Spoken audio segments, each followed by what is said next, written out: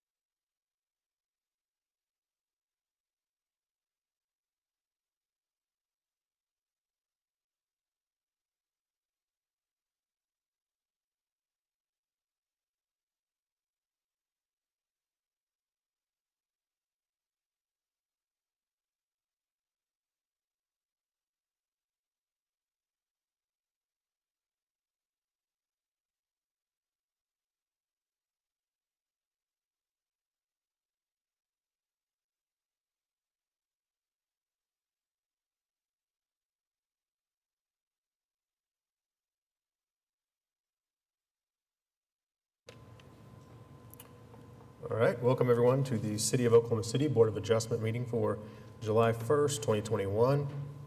Please silence your cell phones if you have not already. The agenda, documents, and minutes are located at okc.primegov.com/public/portal. For anyone wishing to speak on an item today, hopefully you've previously notified staff and filled out one of these white forms. If you have not already filled out one of the forms, and you'd like to speak, fill out one of the forms, please, and deliver it to staff as soon as possible. If you're the applicant, you don't need to fill out one of the white forms. We will call the case, and then I will recognize the applicant or the applicant's representative to speak, and then I will recognize any supporters, then any protests, and then we will close with the applicant speaking. Public comment will then be closed unless specifically reopened by me or another board member. We will deliberate and then vote. For speakers other than the applicant, please try to limit your comments to 3 minutes. If several people have similar or the same comments on an item, we ask that you respect the time of the board and the city staff and ask that you designate 1 or 2 speakers to address the concerns of the entire group. Those individuals will be given more than 3 minutes if needed, and we will allow for others to add any additional comments if necessary after the designated speakers.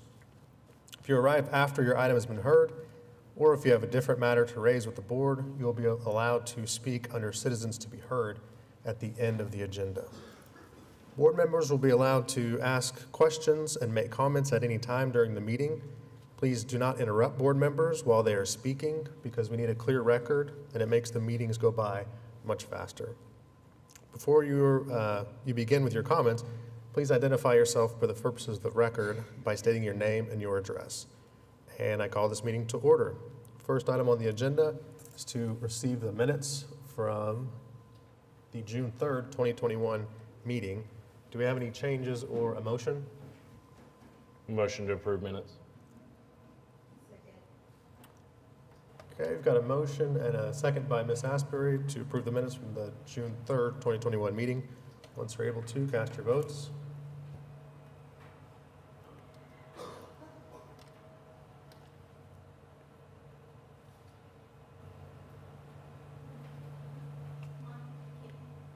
Yeah, I'm hitting abstain. I was not present at the last meeting, Mr. Chairman, so Okay. I'm abstaining.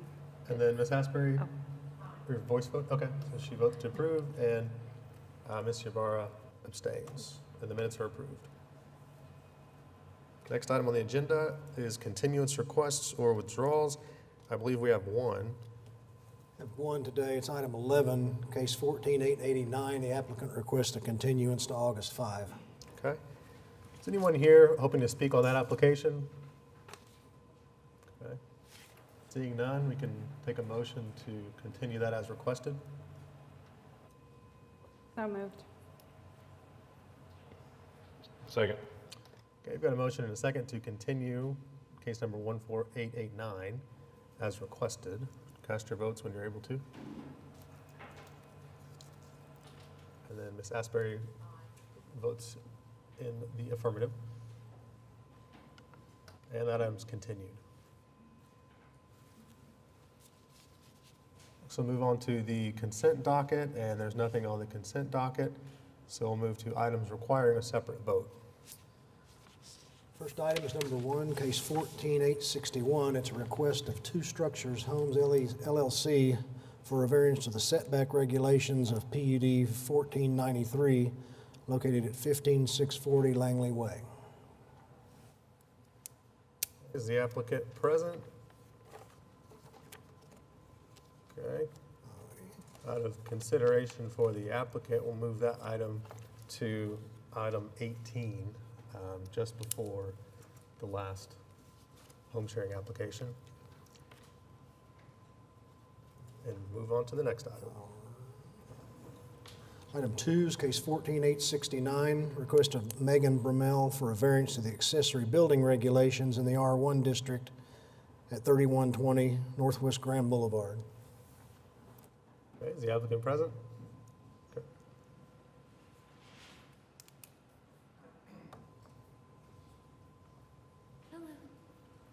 Hello, if you could just start by introducing yourself by name and address, and then just giving us an overview of your application. Okay, this is Megan and Jackson Brummel at 3120 Northwest Grand Boulevard. Okay. Yeah, and if you could just give just a summary. We've read the application and the entire package, Sure. but for the record. We're just requesting to construct a accessory building on our property. We have one currently, so we are maxed out on allowable square footage. We moved my mother-in-law in with us this year or two ago, and we would like to construct her a studio for her art and allow us to gain back our current accessory building for our motor vehicles and such. So you had some stuff being stored outside, Yes. apparently, in your application, so. My only comment, I didn't get any opposition to this application. My only comment would be kind of for precedential reasons. In this area in particular, if someone, it seemed like there's not a lot of space in this area if everyone in the neighborhood kind of started putting these buildings up. And so if they came with a reason like yours, I could see this happening more often in that neighborhood.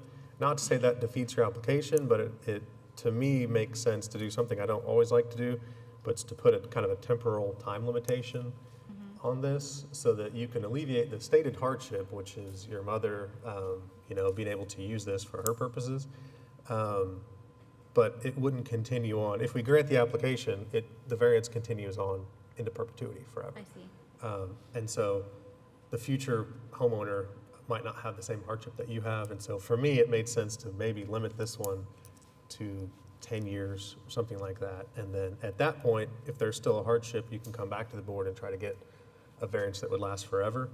And then if you don't have a hardship at that point, then you can take the building down and come back in compliance with the code. Sure. So that was my thought on this. I'm only one board member and I've been outvoted before, so the rest of the board might be fine with it as stated, but those are my thoughts. Board members, any questions or comments? I think that's the only way I'd be fine with it, so. Okay. Any other I'm questions? fine with 10 years too. I mean, Okay. that seems to be reasonable. Any other questions or comments? Okay. Is 10 years a reasonable amount of time to you? If you would extend it in any way, we would appreciate it. Her mother lived to be 90 some odd, and she is about 63. But 10 years we can definitely handle and then come back. Okay. Mr. Privet, since we seem to be on kind of the same page, what timeline are you? I'd probably max of 15 years, Yeah. but yeah. Yeah, I was thinking that as well. I mean, again, we hate to do that because then you have to come back here. Sure. But to me, it's the only way that I could get on board with the application, so it's certainly better than nothing. I can get on board with 15 years. Is there anyone out there that wanted to speak on this application other than the applicant? Okay, hearing none, board members, I think we can take a motion. I'll make that motion to approve case number 14869 for the reasons that it meets the statutory requirements for a variance for a period of 15 years. 15, second. Okay. Got a motion and a second to approve the variance request in case number 14869 for the reason that it meets the statutory conditions for variance for a period of 15 years. Once you're able to, cast your votes. Aye.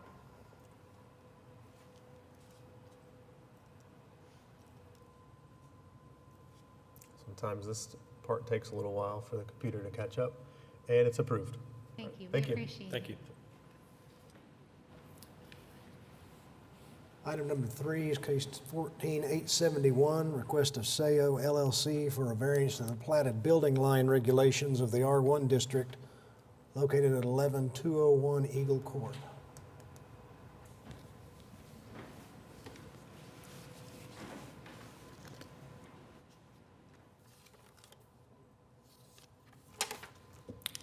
Hello. Hello. My name is Yosef Fushiar. I'm the builder, Sayo. And I guess issue we have during the design engineer, when they were drawing the site plan for the house that we built, he showed the wrong dimension for the radius of the cul-de-sac. And we basically built a house, normal cul-de-sacs on most of the additions are 50 feet diameter, 50 feet radius building line. And apparently on this site, they approved it for 55 feet radius. And our engineer, of course, showed 50 feet, just that was normal deal is. And city, of course, we got the permit from city. We approved all the way and we finished it. We got the final drawing. And when we were selling the house, I think appraisers realized that building almost 2-3 feet into the building line. And we requested the adjustment for that. Right. As with a lot of these, we hope, we wish there were a way to get these caught sooner so you wouldn't have to come here. I'm sure you probably prefer that as well to save the application fee. But this one to me seemed reasonable. I think one question I had, you mentioned 2 to 3 feet, and the application as stated only says 2 feet. 2 feet. So is 2 feet satisfactory? Okay. Yeah, I think so. It just barely, we try to stay away from building line, but 2 feet or so. Right. And luckily, I didn't want 5 feet into it, let's put it this way, but. Yeah, yep. Yeah, 2 feet is fine. Okay. Board members, any questions or comments? It's another one of those curved street oversights. Yeah, a couple of ideas on ways to stop these from coming here, but we'll save that for another day. I don't have anyone signed up to speak in opposition. Is there anyone out there that wanted to speak on this application? Okay. Hearing none, I think we can take a motion. I'll move approval. I'll second.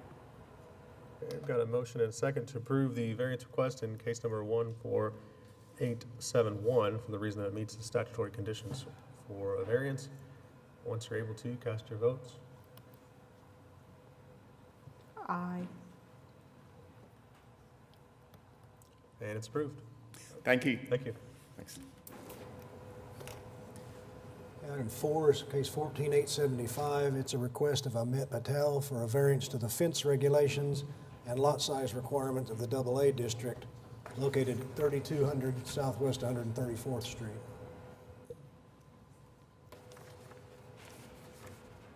Good afternoon, Chairman, board members, and staff. My name is Amit Patel. I'm here for requesting a variance for the fence at 3200 Southwest 134th Street. The main reason was to match get the facade to look similar to our adjacent brick property, and for safety, security, and for noise reduction, because 134th is always State Highway 37. Those are the main reasons. Right. I think you had a couple of protest letters initially that might have been the result of misunderstanding, it looked like? Yes, I Okay. called them, and we discussed the situation. Okay. I think it was mainly for the other article, which is in here. And could you explain that one as well? Because that one, to me, the other variance request, it looked like to me, city staff was helping you out here and determined that you might need another variance, and we might as well clean all this up with I one have. application. Already with me as well, and our architect. Maybe they might. You might know a little, yeah. So it's kind of one of those things where the zoning is there, permits are already there, building is up, but recognize when we came for this application, that's a 4.47. So we need to get that into compliance for the future. So going to ask for that as Yeah, well yeah. for the, Okay. And there was no opposition on that part of it, no, right? the opposition, we actually spoke with everybody. They're actually excited about the fence and non-see-through portion of it. It's for that they thought there was other dwellings on it. Yeah. That's not the case. Right. Yeah. Okay. And if we were to do that, that has to go through all the steps for the city, and it'll have to come here anyways. So that's a whole different case. Okay. Just to be clear, I guess, is there anyone out there that wanted to speak in opposition to this application? Do we have any aggrieved applicants that this former board member has upset in the past that just wants to oppose on that basis? Apparently not. Board members, any questions or comments? Nope. I really tried to find something. Yeah, this makes sense to me. It seems like a modest request as well, so I don't have any opposition to it. But questions, comments, or a motion? I'll move approval. I'll second.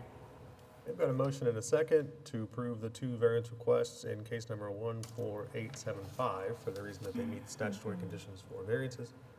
Once you're able to, cast your votes. Aye. And they're approved. Thank you. Thank you.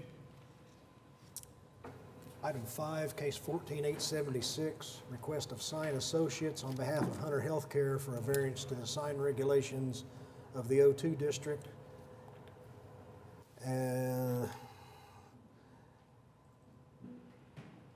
Located at 10120 Broadway Extension. Afternoon. Just want to start by introducing yourself by name and address and just give us kind of an overview. Good afternoon. My name is William Scott. It's for the address 10120 Broadway Extension. I'm requesting a sign variance change adjustment. Basically, where the business is located, there is an elevation on 235 going up and then a large billboard sign in front. And so they were specifically asking for an adjustment of 45.8 square feet from more than the 22.74 remaining out of the 75 allowance for full building frontage signage.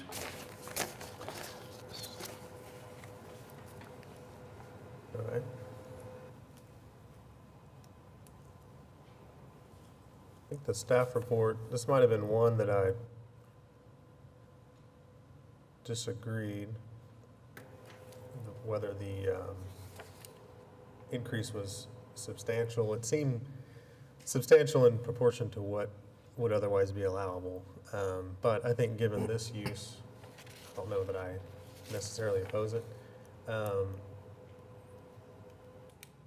I would just want to condition it on this use. That'd be the whole reason I would approve this. If there were another use, I might not think that this type of variance would be appropriate. But in these cases where it's, healthcare clinics and related facilities. I think we're a little bit more generous in the signage. And so for that reason, I could approve it as rendered and for this use. But board members, any questions or comments? Is there anyone that wanted to speak on this application other than the applicant? Okay. Seeing none, I think we can, questions, comments, or a motion?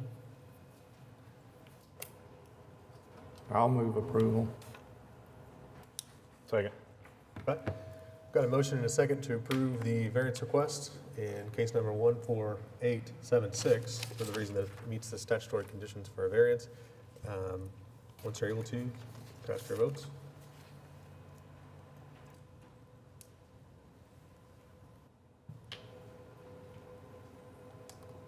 And Ms. Asbury, don't know if you It's have any. not giving me a vote screen yet. I'm not so- getting a screen either. Yeah.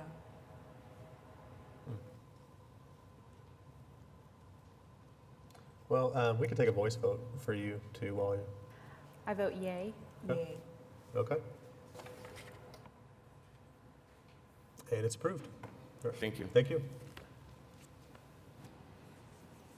Item 6, case 14877, request of Brent Hale for a variance to the fence regulations of the I-1 district located at 212 Southeast 21st Street.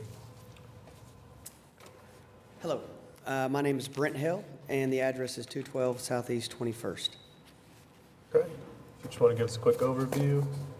Yeah, so we're building a warehouse on the corner that's noted there on the drawing, and one of the rules is to have a privacy fence with the industrial property in a residential area, and we're trying to get where we can have chain link fence because in that particular neighborhood, there is a lot of graffiti, and I think that it will be a continuous problem for me and my fence. We currently have been in a cabinet shop right across the street from this area, and I've been there since 2003. It has a chain link fence currently. It is an industrial property, and I've never had anyone mess with it. I've never had them tag it, paint it, vandalize it, and this is the first building in my family's career. It's a third generation company. It's a longtime company of Oklahoma City, suburban cabinet shop. But anyways, first new building we've ever done, and I'm just scared to death that this fence is going to be constantly painted and problematic. And then in my opinion, I think that the chain link fence would match the existing properties anyways, and we're doing all of the things needed for the trees and the landscaping that's needed for this building to look good. And so I think overall the building's an improvement for the neighborhood. JJ, are those properties he's talking about, are they non-conforming or did they get variances or? do we know? You might not have the pictures, but he submitted these pictures and Yeah, I'm sorry I didn't send that via email where you guys had that, but that will at least show you a Okay. fence 2 blocks away that's metal. And that actually has this is my contractor, Lindsey Gay. I only brought him up here in case you guys had questions I didn't know how to answer. But anyways, that's just 2 blocks away, and it was recently tagged. It was good for a year or two in that particular house, but like I said, my chain link fence that I have has never been messed with, ever. And we have almost 3 acres in the property across the street, which is 128 Southeast 21st, which you can see on that map. It's the one with a huge gravel parking lot. That has a full perimeter chain link on Walnut and on 21st. And then just as a note, I own the property directly east of this warehouse getting built, and I have the contract due north under contract to purchase. So every lot that's surrounding this, with the exception of the house south of this lot, I will own. that doesn't include the residential, I'm assuming, right? I'm sorry, what? That doesn't include the residential properties that are around there, you don't own? Well, technically, the lot to the east is still residentially zoned, but I do own it. Okay. And then all of the lots north of that, part of them are industrial, I believe, but I have them under contract, but the person I'm trying to buy those from, it's still at the title company because they're just a hot mess of problems in that area to complete that sale. So I don't officially own the lots across the street, but they are under a contract at this point in time. And that property, forgive me, you may have said this, but that property to the east, it looks like, So the property to the east is just a residential lot. I actually bought the lot and demolished the house last year, okay. Okay. which the house was in horrible condition. But, you know, I still look at this property as an improvement for this neighborhood, if any of you are familiar with the southeast side of Oklahoma City. I don't think there's many business people willing to put their businesses in this exact area. And I at least want it to be something that I don't have to upkeep due to the spray painting that goes on in this area. There's a park right around the street that's beautiful that Oklahoma City put on that has, it's the Matt Hoffman Skate Park, and they put a brand-new bathroom there, and it has been utterly tagged to death until they finally came up with a cool mural to put on it in order to help conceal that. Yeah, I think Mr. Privet's point was just, you know, the surrounding properties that have chain link fence may or may not be in conformance, so they might be just in violation right now, or they might Yeah. have variances or who knows what, but. No, I understand. Really, my biggest concern was just the upkeep of what I know is going to happen in that neighborhood that I have no control over, which is someone painting it. Yeah, and that was kind of my struggle with this application the whole time. Not to say that it overcomes, you know, the granting of the request or anything, but, you know, it says here that you need this site-proof fencing, and it doesn't say if there's an exception in case it might get tagged. No, I understand. That's So- why I thought this would be, you know, a viable way to speak to someone other than just a rule that's on paper, Yeah, was to be able to at least discuss it. yeah. Board members, questions or comments? Yeah, Yeah. I've got one. It looks like from your application, you're building a warehouse. Yeah.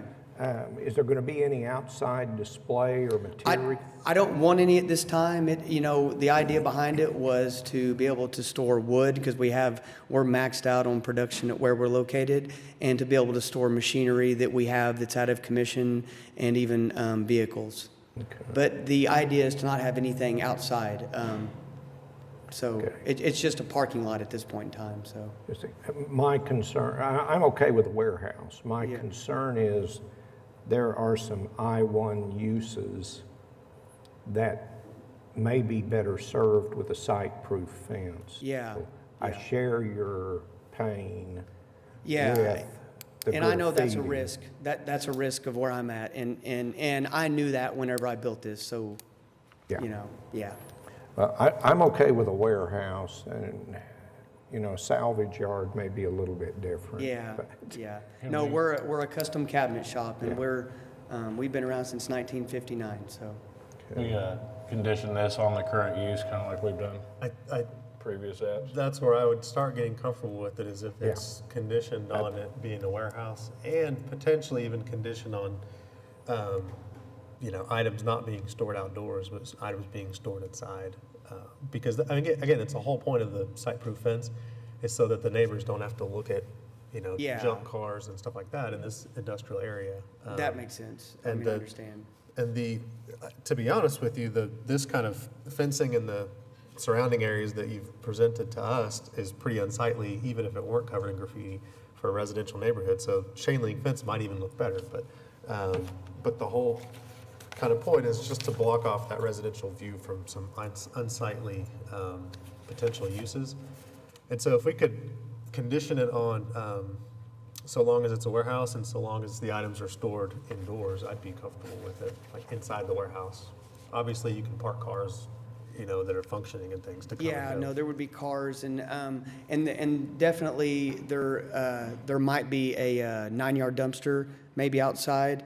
I don't know yet, so that could be a possibility. I just want to be able to say that because if you make a condition, I don't want it to be a negative situation later. But cars but even my current business, which has been there since 2003 in that area, we have nothing outside except cars and dumpsters. Okay. I mean, there's nothing else in our yard. And I think it's kind of the board sentiment. I'll just be blunt, as I sometimes am, but, you know, one of the concerns we have is just because it's in a lower income area doesn't necessarily mean that they need to see heavy machinery out there in a parking lot or Yeah. a junkyard. It's not something you would put in Edmond, right? And so Exactly. the citizens would be upset. So we need to protect their rights as well, even if it's in a low income area. So I'm comfortable with it being a warehouse and, you know, the equipment to be used for this business being stored indoors.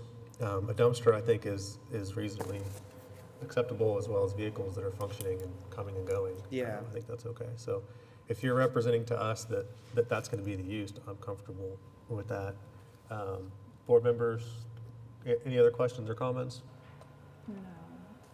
I think I was having a little concern about the statutory standard about this being peculiar to this particular piece of property, because I think any industrial property or anyone else wanting to do what you're doing in this area would have the same problems. I don't see this as peculiar Yeah. necessarily, but again, like our chairman said, I mean, that doesn't necessarily weigh completely against. For me, I'm comfortable with it with these conditions as well.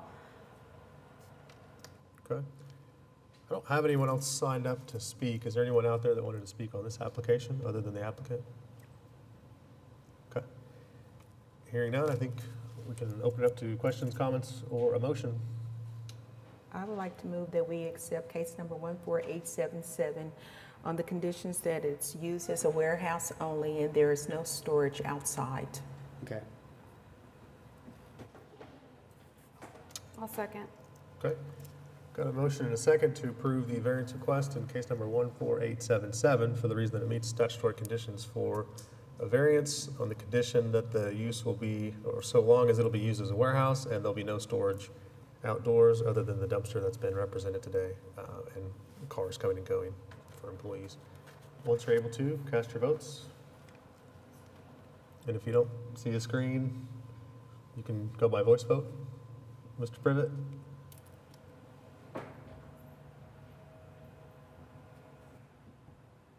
And it's approved. Thank you, guys, very Thank you. much. Appreciate it. Item 7 is case 14885, request of Larry Ricky for a variance to the requirement that storm shelters located in the front yard be completely below grade, located at 1525 Southwest 80th Street.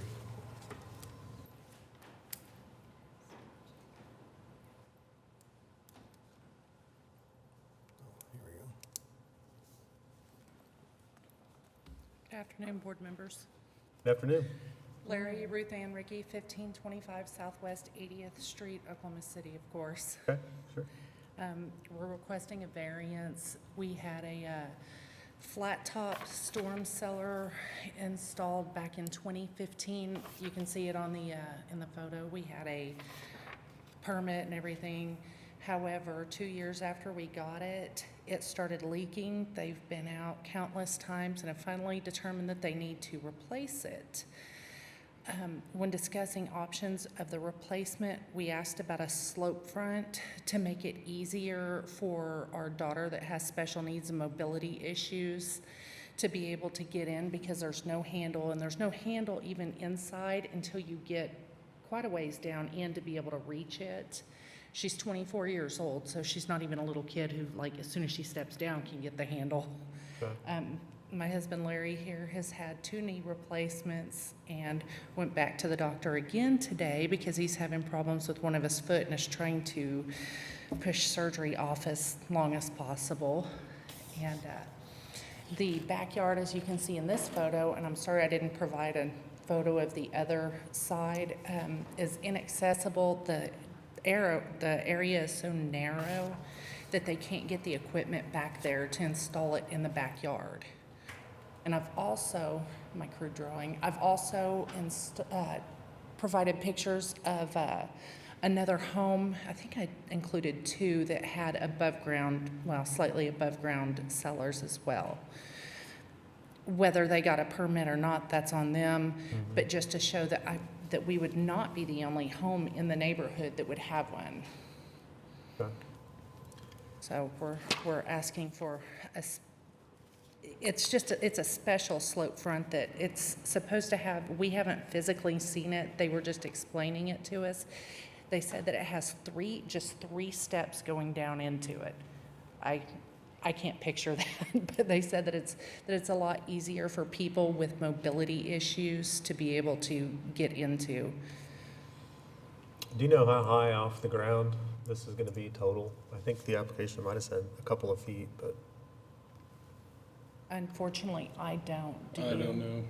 I don't think it'll be as high as the other one in the picture, the first one. It's my understanding that it's Pretty level. the same size as a typical slope front. as I was reading this, I mean, my first thought was we obviously want to keep you, your family, your daughter safe.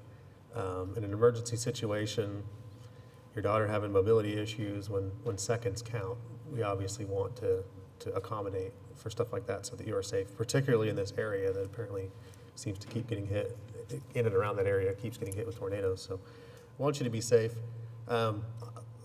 What I think the purpose of this code provision would be to have this less sightly as possible so that it's, you know, and the photos that you attached kind of bear that out. And, you know, these are, especially for a front yard, you know, you can see it very obviously from the street. And I think that the city wanted those kind of flush as much as possible with the yard. But I could get on board with this, and I don't generally like to do this, but I could get on board with this if there's some landscaping or something in front of that to cover that from the street. I think that would make sense in this application. That's my plan. Okay.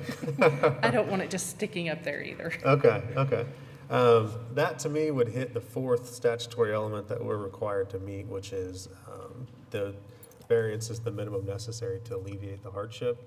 I think we could add some landscaping in front of that to alleviate, you know, any kind of unsightliness from the street view. So, but I'm only one board member. So, board members, any questions or comments? No, I'm good with that. I was just curious, how much of a variance are we granting? Because I didn't see, I mean, you can, the Basically statute gives above the one, part that's above grade. Yeah, so what, 2 feet? Unfortunately, I don't know how far above it Right, is. well, It's They're just, pretty typical on how they Yeah, they're come up at an angle and then, you know, and have a door on it.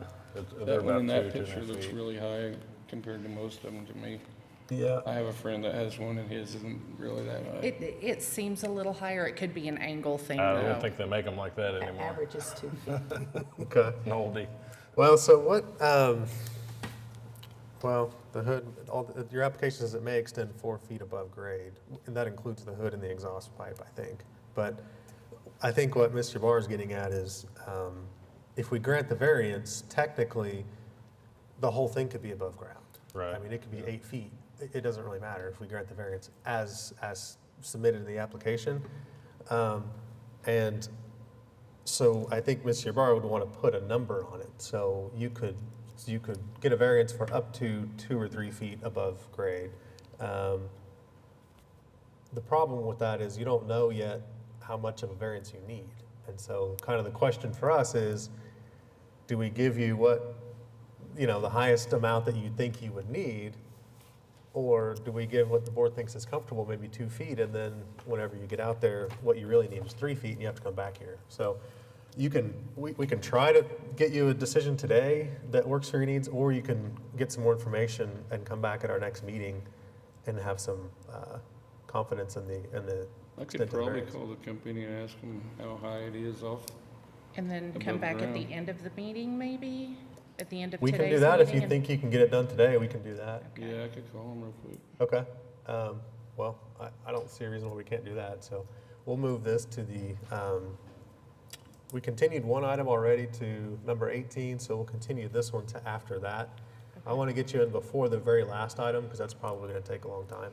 So, That would be great. okay, well, we'll continue this to the end of the docket. Okay, thank you. Thank you.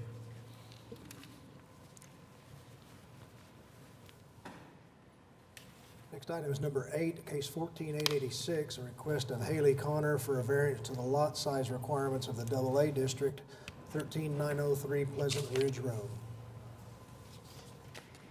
Hello, my name is Haley Connor, address 13903 Pleasant Ridge Road, and we are requesting that we can have our mobile home on our purchased property that is not 5 acres, that we were not aware that we needed 5 acres for a mobile home, as there was already one on the property when we bought it, and we have torn that mobile home down because it was not livable. I'm sorry, I'm not a public speaker. That's fine. We're used to it. So yes, we are asking if we can keep our house on our property, as if not, it would create a terrible financial hardship for our family.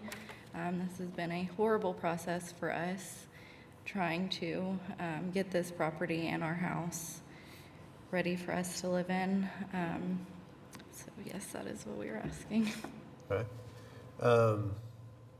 So I did some title searching on this just to get an idea of what was going on. And is there a mortgage on this? I didn't. Yes, we already own it. Yeah, we've bought it through the whole process of buying the property and then buying the house. It was never mentioned. We never knew. Yeah, I saw apparently the title company didn't catch it.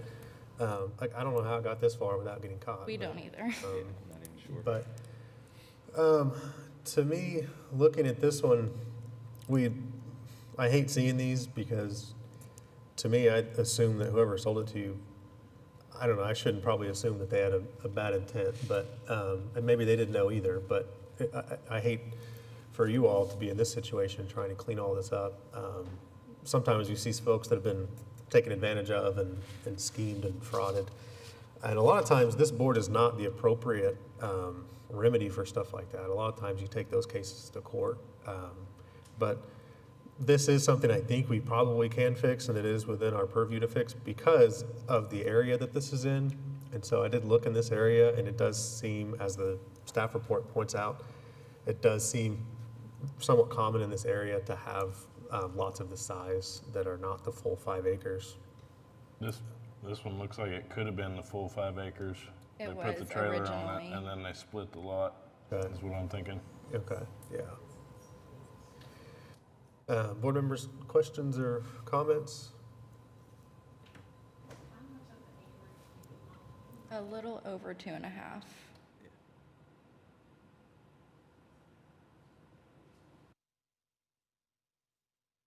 Any other questions or comments for the applicant? Okay.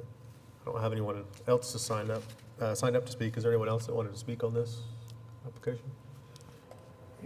It looks to me like we're pretty much just replacing the old home. So I'm okay with that. I'll move approval. Is that a second, Ms. Asbury, I think? Okay. Got a motion and a second to approve the variance request in 14886 for the reason that it meets the statutory conditions for a variance. Once you're able to, cast your votes. Okay, if you want to do voice vote, I think your mic might be off as well, but if you want to, sorry. Yeah, I second it, but I can't hit it because it's not showing. It looks like they seconded it for you, so. Okay, thank you. If you vote in favor, Yes, I Okay. did. I think we're probably good. Yep, okay. The application's approved. Thank you so much. Thank you. Item 9 is 14887. It's a request of VRE Reno for a variance to the special setback regulations mixed up. located at 4500 West Reno Avenue.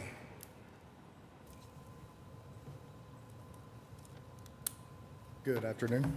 I'm Derek Williams, 1025 Preston Road, Plano, Texas, 75093. And we're proposing to develop a convenience store with fuel sales on this lot at Reno and Meridian. And there's a 125-foot setback from the center of the roadway for our accessory structure. And we're requesting a variance to build the one of our fuel canopies within that 125-foot setback so it can keep the traffic flow safe, safe rotation all the way around the fuel canopy.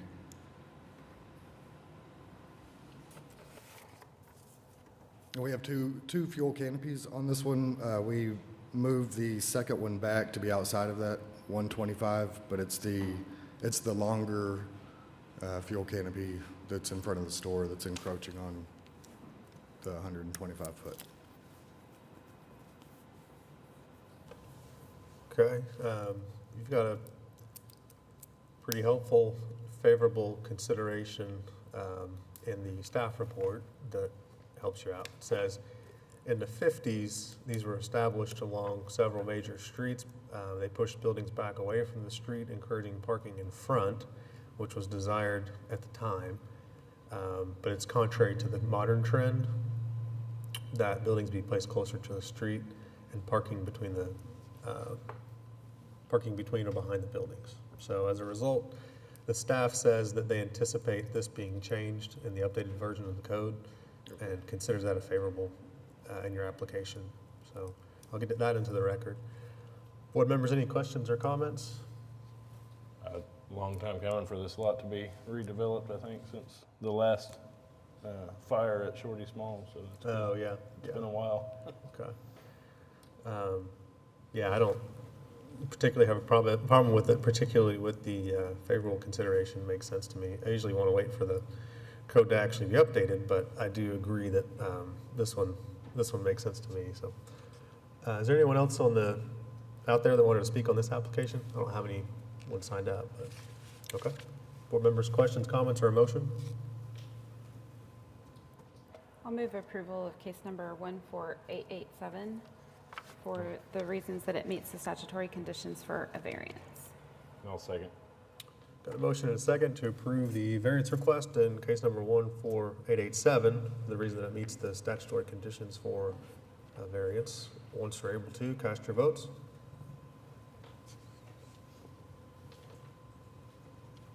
And it's approved. I appreciate it. Thank you.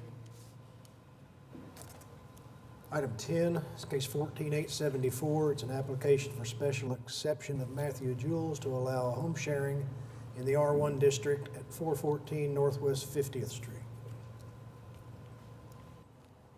Hi there, I'm Octavia Castillo. I'm here on behalf of my client, Matthew Jules. He owns several rental properties here in Oklahoma City. He lives in California. He recently bought this one and remodeled it, and he wants to use it as a short-term rental. Okay, can you give us a couple of details, just for the record, the number of rooms and Sure. the number of individuals you're going to advertise this as?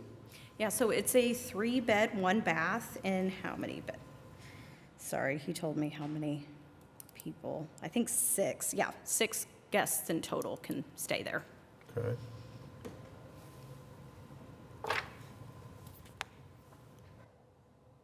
And I think this one had adequate off-street parking. Yeah, it's got quite a long driveway, you can see, and it's right off 50th. That's why it's got that little turnaround spot, so you don't have to Okay. back into the street. Makes But sense. it goes all the way back to a garage back behind there, so there's a ton of parking, but he's still only allowing 2 cars per stay. Okay. Board members, any questions or comments? I suspect one of them would be how long you're expecting to get for special exception. How long? Yeah. Oh, I don't know. How long do you Okay. usually do them for? Yeah, I'm the one that's gonna have to come back. Yeah. Well, we're a friendly bunch, but it's, the city council allows us to do up to 10 years. We've never approved anything for even close to that long. Okay.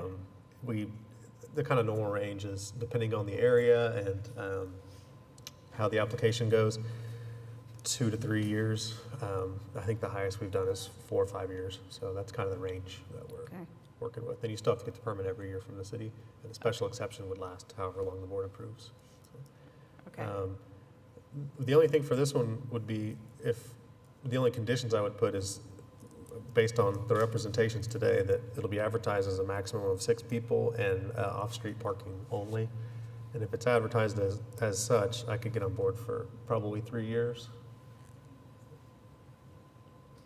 Mr. Chairman, I would propose that we also include the self-imposed conditions that they have here, because they're the ones that say no parties, minimum of 2 nights, to discourage people from renting for a party.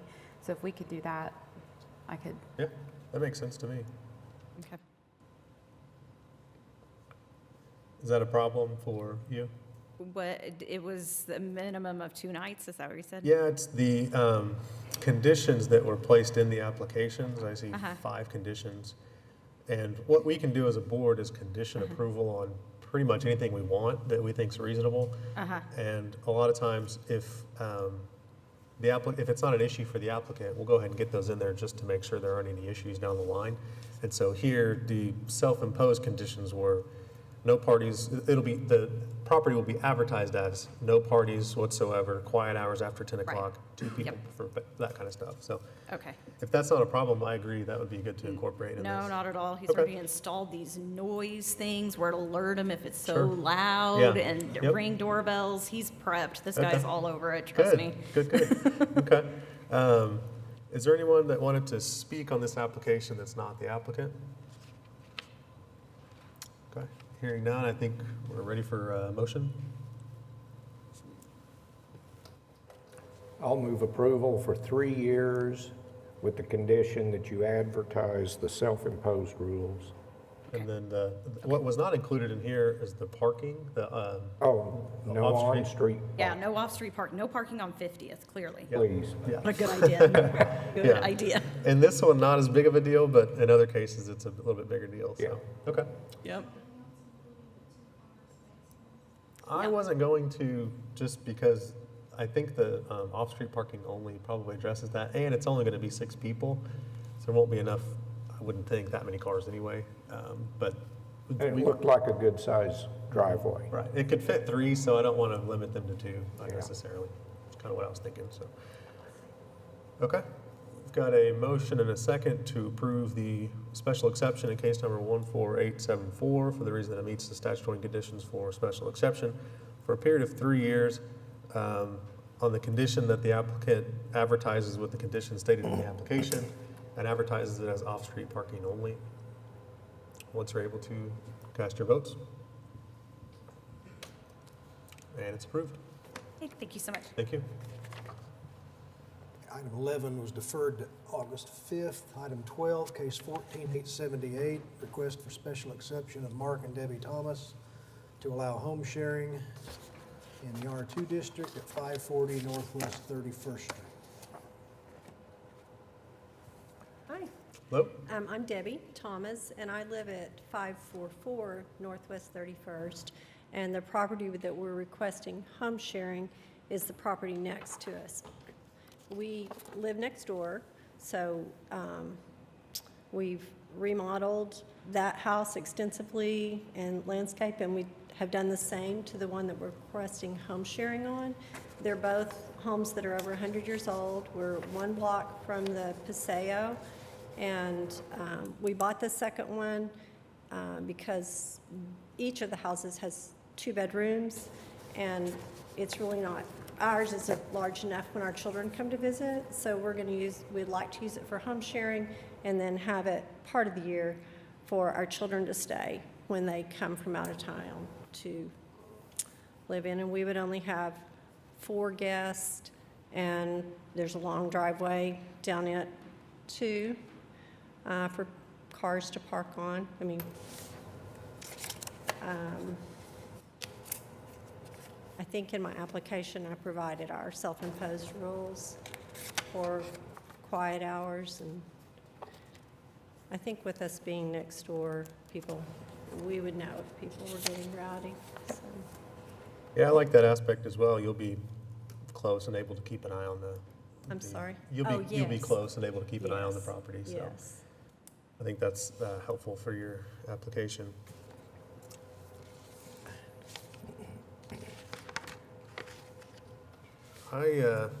In some of these districts, we like to keep an eye on where these are popping up. And it looks like, we've got a map now that plots all these out. It's included in the packet. And it looks like the Paseo's not being inundated with these things just yet, but we're keeping an eye on that. So just so you know, I don't think that is a problem for your application, but in the future, it could become a problem.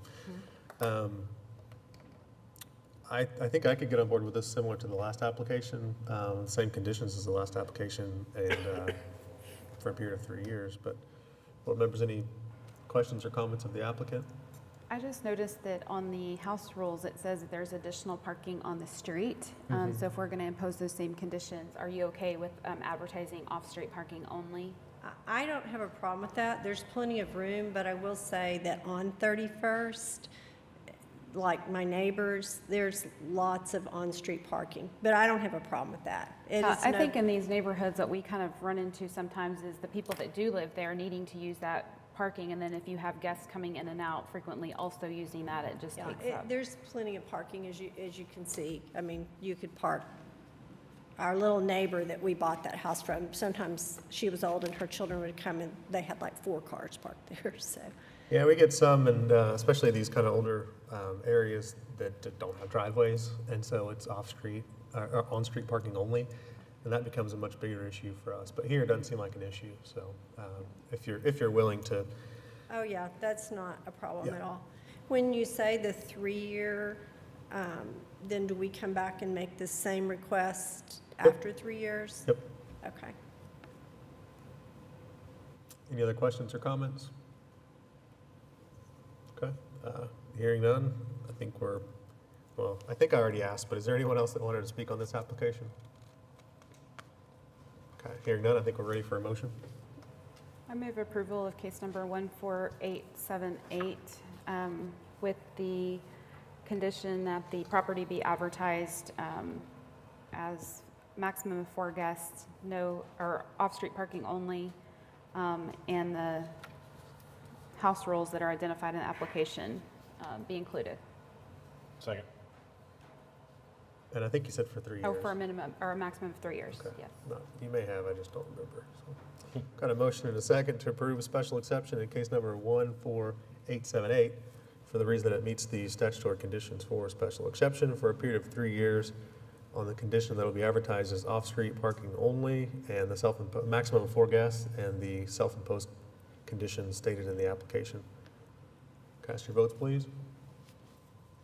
And it's approved. Thank you. Thank you. Item 13 is 14872, request of special exception of Austin Tunnell to allow lodging accommodations at 3409 Northwest 20th Street. Hello, my name is Austin Tunnell. 3409 Northwest 20th is the house that I'm applying for a special exception for home sharing.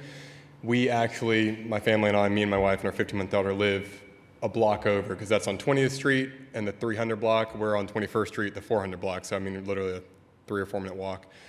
It's a 3-bed, 1 bath. Got a long driveway, can fit 5 cars in there. So we're going to advertise it. It's as 6 people max, no on-street parking. Yeah, did I say that right? Yep. Yeah, no on-street parking, Yep. only in the driveway, and obviously no parties and stuff like that. So. Okay.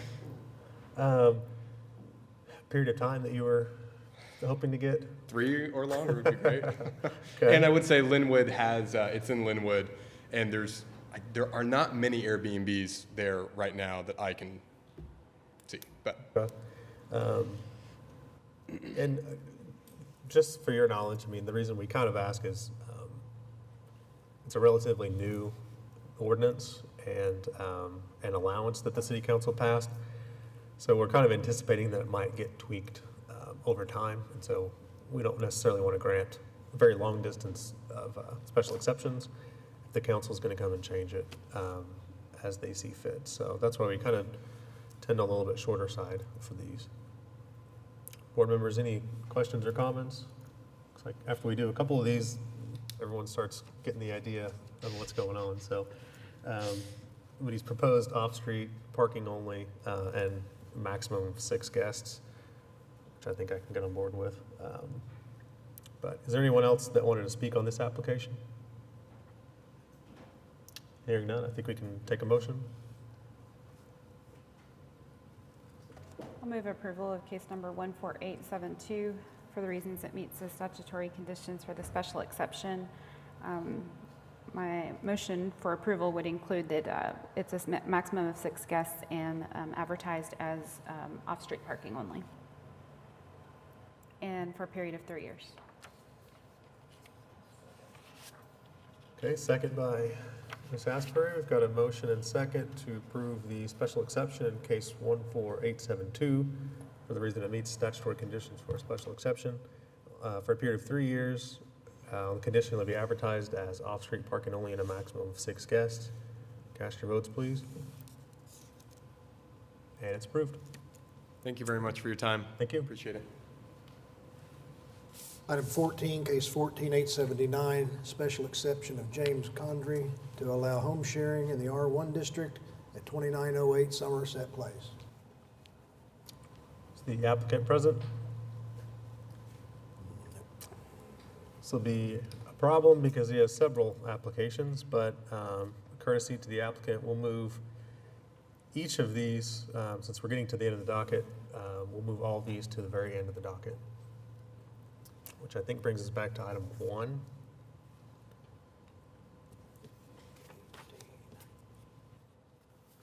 Takes us to 19. What's that? It's the same applicant for all Right, these. yeah. Just jump on to 19. Yeah, well, those are all the same applicants, so we'll continue for the purposes of the record, 14, 15, 16, 17, and 18 to the very end of the docket. And I think we continued item 1, if I remember correctly. We have Or item moved 1 to the end of the docket because the applicant wasn't present. Right. Yeah, we'll start with 1, if they're here. Okay, item 1, case 14861, request of 2 structures homes for a variance to the setback regulations at 15640 Langley Way. Okay, I was thinking maybe the applicant would be held up by the rain. Is the applicant present? Okay, out of a courtesy to the applicant, I think we can grant 1 continuance to our next meeting. What date is that? July 3, I think? No? It's Wednesday. Yeah. I've got July 5. That can't be it. Whatever the last continuance that we granted was. It's 5th. Oh, August, that's right. All right, I'll move to continue case number 14886 to our August 5th meeting. Okay, second by Ms. Asbury. We've got a motion and a second to continue case 14861 to August 5. Once you're able to, cast your votes.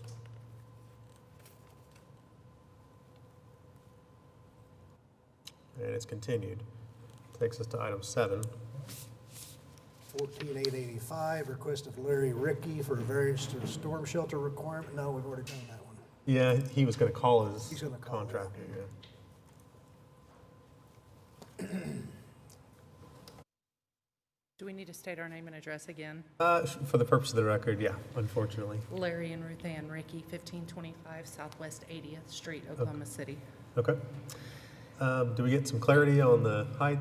We did. Thank you for allowing us to do that. Sure.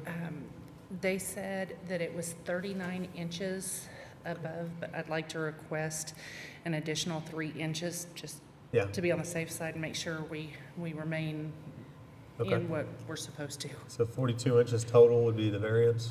Yes. I'm sorry, I didn't hear how tall above grade? They said 39 inches. Okay. It's a special for disabled and large pets, which we have no large pets. Yeah, yeah. And it's people first anyway in ours. Okay. But So- we wanted to request an additional 3 inches just to be on the safe side and make sure that we stayed inside what So if we were approved. 42 total, I guess. Yeah, 42 total, and on the condition that there'll be landscaping on the street side of that as well. So I don't know if that height impacted the board's feelings on this application, but now we've got some clarity, so. Yeah, it just needed to be set, so it couldn't be whatever it Okay. wanted to be. I'll move approval of case number 14885 for the reasons that it meets the statutory conditions for variance, with the conditions that it is no more than 42 inches above grade, and what was the other one? Landscaping on the street side of that. landscaping, yeah, landscaping in the. That's front. as high as the, As high as the 42 inches. at least as high, yeah. Right. Okay. Is there a second? I'll second. Okay.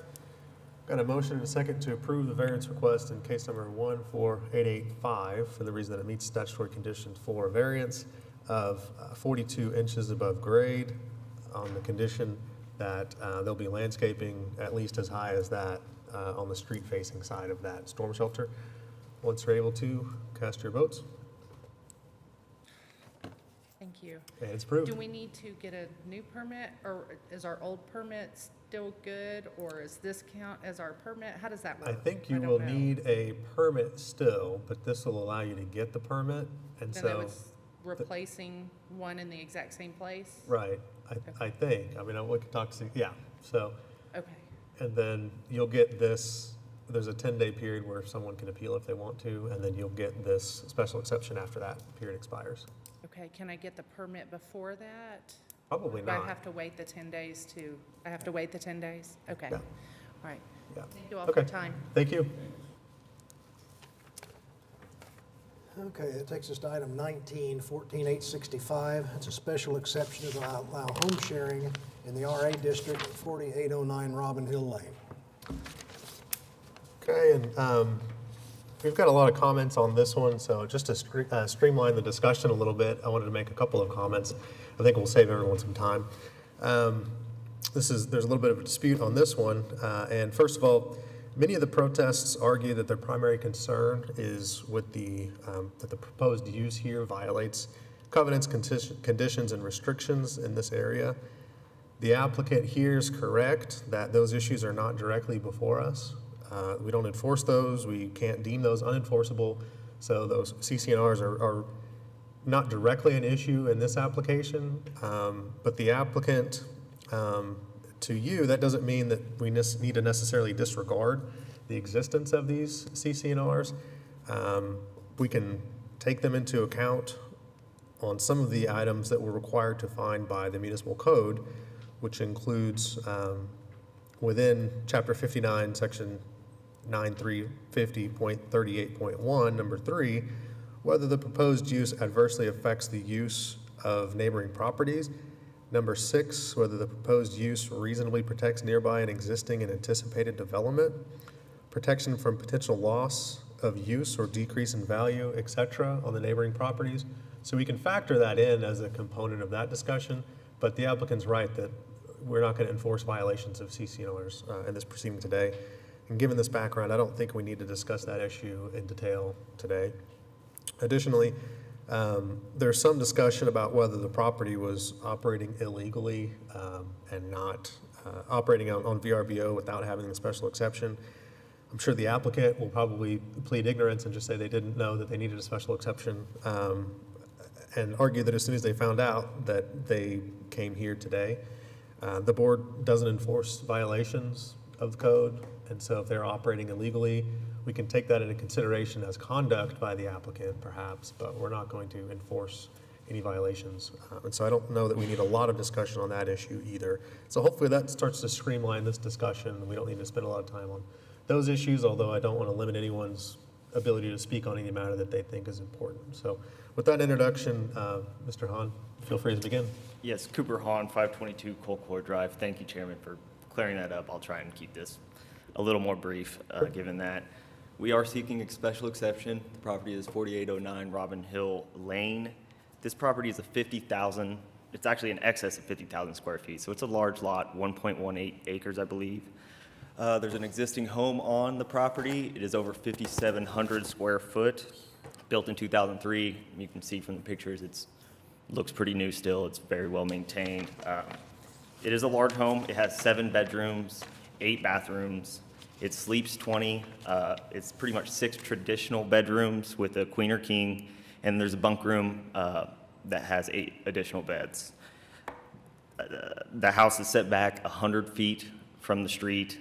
Additionally, it is 70 feet or more to the neighboring properties, each dwelling. So, I mean, you're looking at a significant amount of space in between these homes. And to go along with that space, as you can see from these pictures, it's pretty well landscaped. There are different types of trees, but all bushy trees basically that surround three sides of the property, east, west, and north. So it pretty much already has in-place buffers. As you can see, also it has a fully fenced-in backyard, providing more privacy. There's a 3-car garage, which all guests would have access to. The driveway that you can see there is over 200 foot long. It could fit, I mean, with 3 cars in the garage, you could probably fit 12 cars in this driveway. As you can see, he also laid a concrete pad to allow for maybe 3 or 4 more cars. It's not our anticipation that we're going to have 12 cars. We're going to limit it to 6.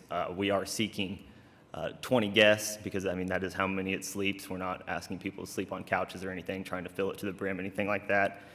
We are targeting families. My client has furnished it as such with foosball tables, game room, things like that. They are looking for families to come and spend their time here, spend their weekends here, and enjoy, you know, a nice home to hang out in. My client has already agreed to enforce certain rules, the 10 p.m. quiet hours, the 20 guest limitation, no loud music or parties. And I'll stop you right there, and hopefully I don't take you too far off track.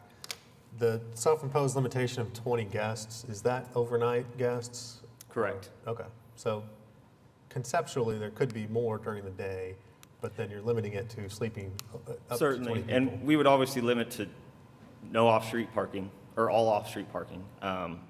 We still believe 6 cars is enough, but like I said, I think you could fit 12 off-street there. But we're also limiting to, you know, no parties. We have exterior cameras, you know, showing the backyard, showing the pool. That's going to basically enable my client to enforce that, keep that from happening. You've already addressed the covenants and restrictions. There is some case law in point. I know you can consider it. There's also case law of interpretations of the zoning code when you talk about single-family residences. Obviously, short-term leases doesn't violate the zoning code for single-family residences, or this special exception would not exist. Yeah, and pretty much anything that we would grant is probably single-family, right? Any special exception with home sharing is probably single-family. So I agree that I don't know if that's the strongest point in opposition to this application. I'll press you a little bit on this. As a fellow attorney, I can press you a little bit more, I think, but also because I think that the protests are going to bring this up. The 20-person issue, a couple of things come to mind on that. First, I don't know that I think you addressed the parking concern there, but I don't know that parking is their primary concern. I think their primary concern would be just the number of people and the potential noise that would cause if it's in excess of 20 people. 20 people each with a friend or two, you get pretty quickly to 40 or 60 people. And of course, those people would leave at some point, and up to 20 people would be able to spend the night. But you know, that issue, I don't know that they're going to be satisfied just by addressing the parking concern. I think they're concerned more with the number of people in general. And in addition to that, we're going to have maybe a philosophical problem with discussing what a party is, because to me, when I look at this, it looks like an amazing property that's inviting of a lot of people, and I don't know what else you would call a gathering of 20 or 40 people if it's not a party, and I don't know that we need to mince words on what that's specifically called. The neighbors are going to have concerns if it's 40 people and you call it a party or a gathering or a celebration or whatever it is. And so maybe just to address those points on the front end, because I know they're going to come up during the protest. I'm going to let my client speak briefly as to the 20. Okay. Mr. Chairman, thank you.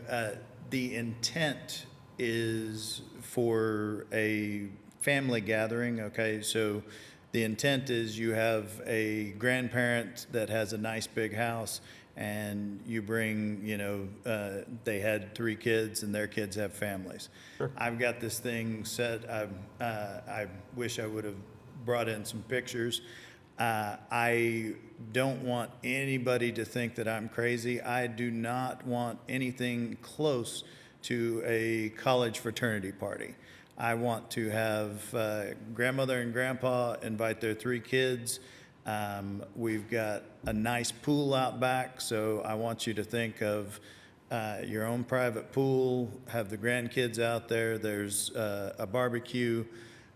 We've got in the bunk room upstairs, we've got ping pong. I've got foosball out back. We've got horseshoes and stuff.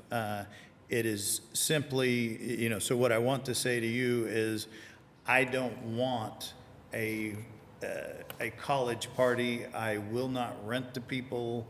I'll probably get myself in trouble with that because but my intent You could, right? You could rent to that. I mean, I don't want to. Okay, I don't have. It's VRBO that's bringing most of these in, and we get a brief description. We also make them pay extra insurance, and I've got all of those cameras. So all I can tell you, all I can promise you is the intent is for a family reunion type gathering. The bunk beds, basically there's 6 bedrooms in there, and each bedroom has its own private bath. So it's for me and my wife to take one bedroom and our kids go over with the cousins and stay in the bunk room. That is, and so I will look at you and say, I can't promise you no party because I intend for birthday parties to be there. But I will promise you that we will not be booking any kind of fraternity party. I don't want drunken brawls in there. I want grandparents and grandchildren to have a place where all of their family can come and gather and enjoy the 4th of July or Memorial Day or whatever it is. Yeah. So a couple of things on that point for kind of either of you. I can see that being the intent, and I can even see that being the majority of the use. So 60, 70, 80% of the time, that's probably, or that conceivably is going to be the use. But I also see this as being a fantastic place for a fraternity party or a bachelor party. I've stayed at Airbnbs that look a lot like this for bachelor parties. And, it's close to Tinker, so maybe you get the military guys together or something. And maybe you can help the board here, potentially help yourself, find a way to restrict this so that it is your intended use.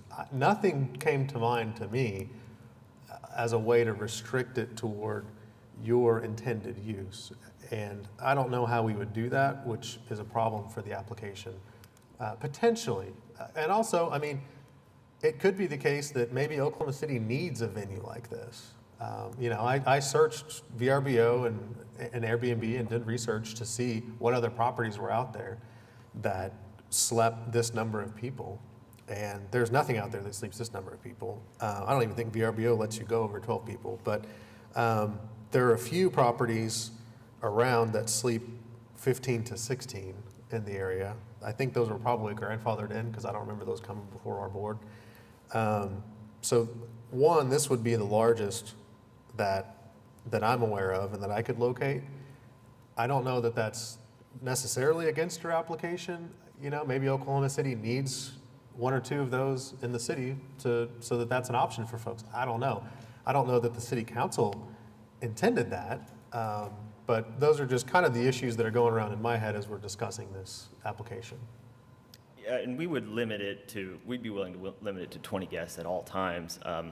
I understand your concern with bachelor parties, other than his word, I can't think of a limitation to put in writing. Only grandmothers can lease this property, right? I don't know how we. I too have stayed in similar bachelor parties. I can tell you that we left the house to go hang out with more people. We never invited more people over. So, right. Well, and I think that's. I thought about that as well, and that would be, I think, a consideration if this were in the plaza, perhaps, because you could walk, you'd leave, and then you come back and sleep at this place. But this is pretty far out there. I don't know that you'd be, bar hopping. I think you'd rent this place to spend your time at this place. And I think that lends itself to what type of interest he's going to get, which is going to serve as its own protection to the neighbors.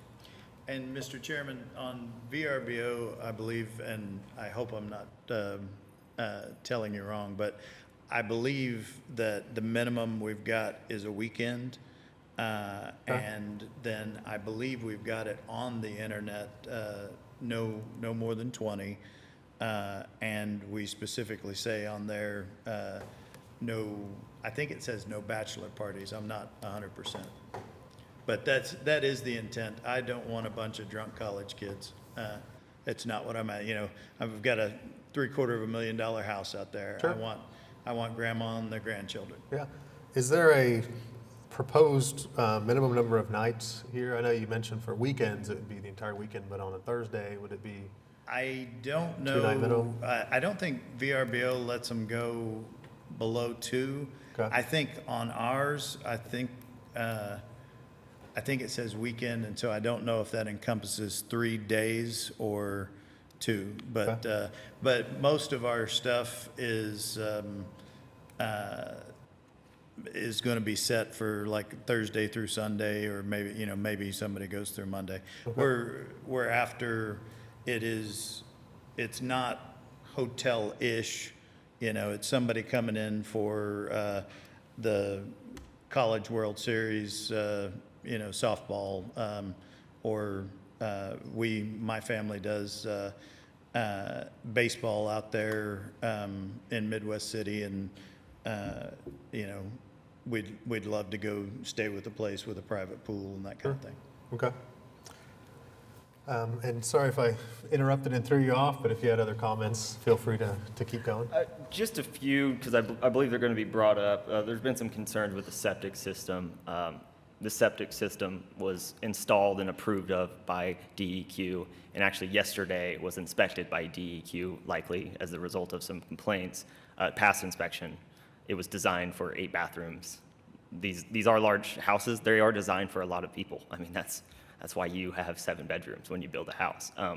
Yeah, I think that to hopefully alleviate some of that discussion as well, I at least personally agree with you on that. I think one of the things we look for is the proposed use in excess of what would otherwise be permissible. And here it's got 8 bedrooms. I don't know if each of those rooms would be filled under normal circumstances, but they could. And I don't know that this proposed use is going to be in excess of what would otherwise be used for those bathrooms or that septic system. So I think that does tip in your favor. And certainly, I mean, if there was a long-term tenant, it would likely be a large amount of people. As a non-married person, I would probably never rent this for long-term just for my own personal use. But that's why he basically just wants to open up the options to give the families this possibility to go enjoy a nice long weekend with the kids, and a pool and ping pong and foosball and things of that nature. Other than that, I mean, the only other major issue is there's been some complaints related to noise. There was some statements that the police were called out to this property. That's just not true. I provided you in your packet with some police reports that show that the police have never been out to this property. We also know that there was no guests on the 2 occasions when the police came to this neighborhood. We don't know why the police came to this neighborhood. They went to other properties. I think we need to get ahead of that. Again, we're trying to host families. Sure, there's going to be several people out there, but we're not trying to have noise and parties, and we don't want the cops to show up at our rental locations. That's not good for us. It's not good for the business aspect of, having a property that families want to rent. Yeah, I think they might say the police could have shown up and not filled out a police report. Potentially, I don't know how that works, but I suspect. Mr. Chairman, we actually pulled the report. It went to 2 different addresses off of Robin Hill that were not mine. Yeah, no, So saw that. We've got it if you want it, but. Yeah, no, I saw it in the packet. So. It's been provided. Other than that, we believe that this is an appropriate use, and it does not adversely affect the neighbors from their continued use of their own residences. Again, we believe that there's plenty of privacy that already exists, and we certainly intend to maintain that privacy and give the neighbors their own privacy. As you've already pointed out, the only issue really before this board is whether we qualify for the special exception. The staff believe we did. We also believe that we meet all the conditions for the special exception. So we'd be happy to answer any questions, and I'm sure there's some other people who would like to speak, and I'd just like to reserve the right to. potentially respond if needed. Yep, yeah, you'll be able to respond as the applicant after all the protests to address those concerns. One other question I had was, you don't necessarily have to answer in the positive or the negative, but does the rural agricultural zoning matter to this case? I mean, to me, it seems a little bit different than R1 inner city home sharing. I'm wondering if rural agricultural here matters to this application. So there is no reference in the requirement for the creation of this special exception. It just, I believe, references residential, which is vague because we are technically residential. Yeah, it doesn't say R1 zoning. If anything, if it did, I would think that we fall out and we wouldn't be here. And we Yeah, I'm thinking of more conceptually, the fact that this is RA pushes it a little bit outside of the urban kind of city core and potentially to an area where the use is maybe quieter and home sharing might be expected in an R1, again in the Plaza District or something, but in RA, I wonder if there's just maybe a little bit difference just conceptually into what homeowners would expect in that area versus in R1.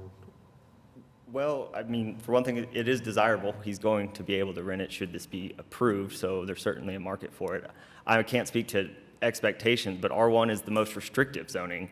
So if anything, if you're moving away from R1, you're theoretically getting less restrictive. The farther out you get from cities, from inner city town, not 6,000 square foot lots, we've got 51,000 square feet to do with ideally everything that the code will allow us, and we're actually allowed to do more in RA as opposed to R1.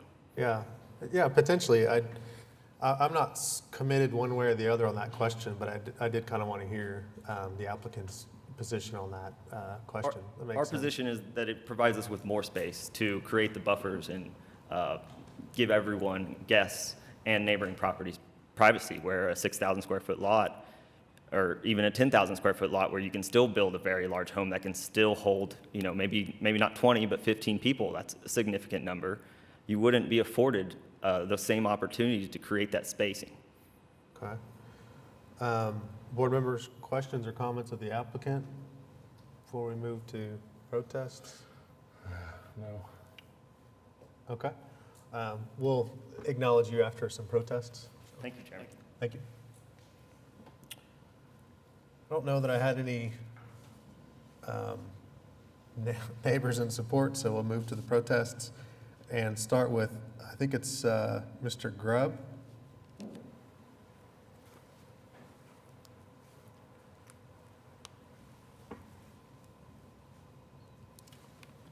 Good afternoon, Mr. Chairman, board members and staff.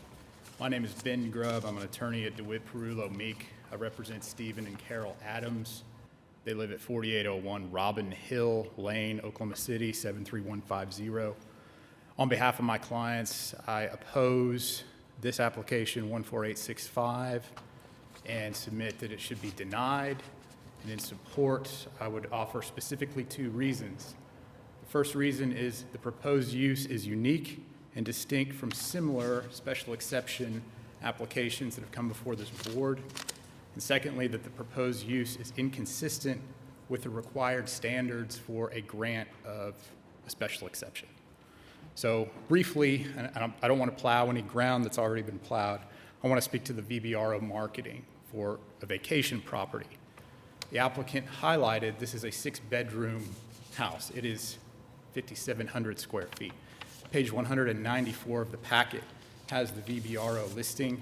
I actually have my own documentations that contain that listing and some aerial photographs that I brought for the aid of the board if the board would like to recognize. If it's been included in the packet, we've seen it. I saw the VRBO posting a few times, and I think it's in. If there's anything that's not been submitted before, you can feel free. But if it's been in the packet, we've seen it.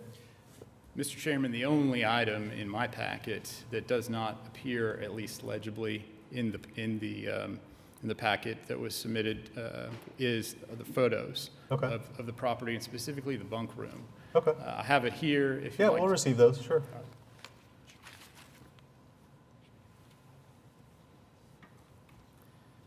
It's actually a nice segue into the bunk room. The bunk room itself is large. It features 8 twin beds that are configured as bunk beds.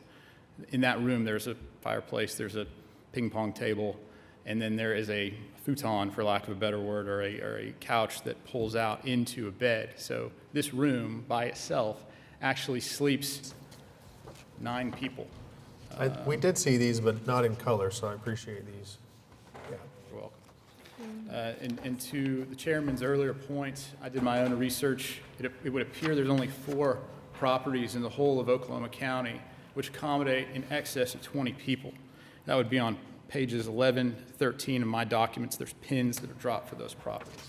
The marketing here has an emphasis on recreation.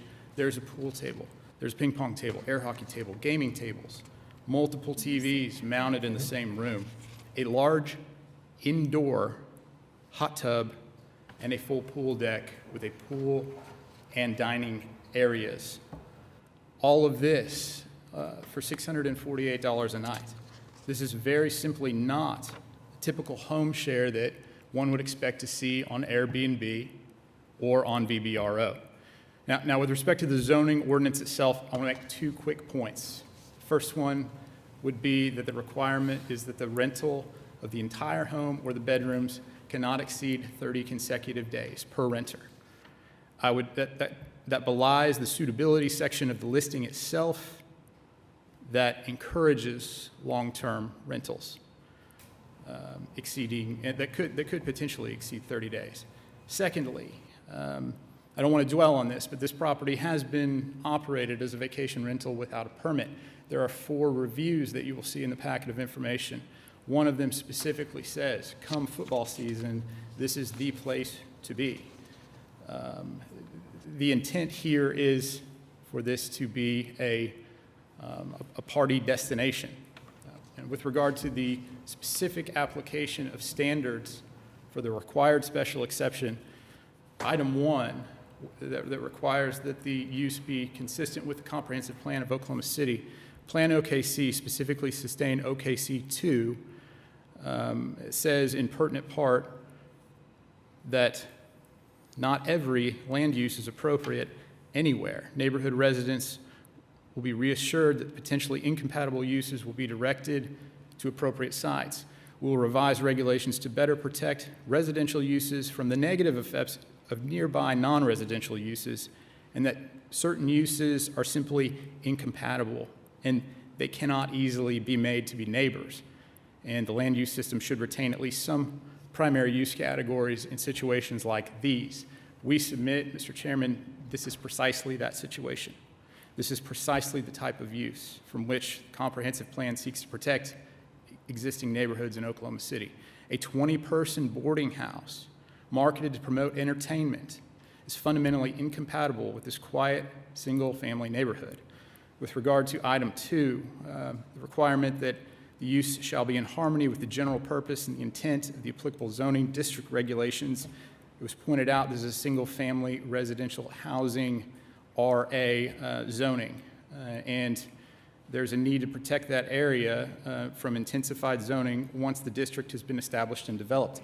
This district has been established and was developed over 25 years ago.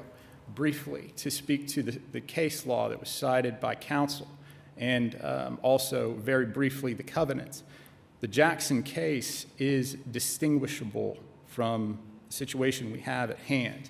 The central holding there was that 5 mentally handicapped women and their housekeeper constituted a single-family dwelling within the city's zoning ordinances. That the maintenance of the group home therefore did not offend the covenant limitation to single-family home use. There was specific reference also to the fact that the operation of the group home did not violate restrictive covenants prohibiting noxious or offensive trades or activity. This case was decided in 1985. That's well prior to the advent of home sharing. Even if home sharing itself could be analogized, which I submit that it can't, it's distinguishable in that the proposed use is not 5 mentally handicapped people and a caretaker is 20 people in a party house. It's more akin to a hotel than it is a single-family dwelling. The third standard shall not adversely affect the use of neighboring properties. My clients, the Adams, own a home that is literally right next door to the proposed use. Their backyard is 24 yards away. There are 5 properties, if attention can be drawn to the diagram or even the map. There are 5 properties that share property boundaries with the proposed use. If you plotted a pin right in the middle of the pool deck at the proposed use, all of these places are within 70 yards. While we recognize that it's not within the purview of this board, the proposed use does contravene the neighborhood covenants, conditions, and restrictions insofar as there is a prohibition on rentals and commercial use.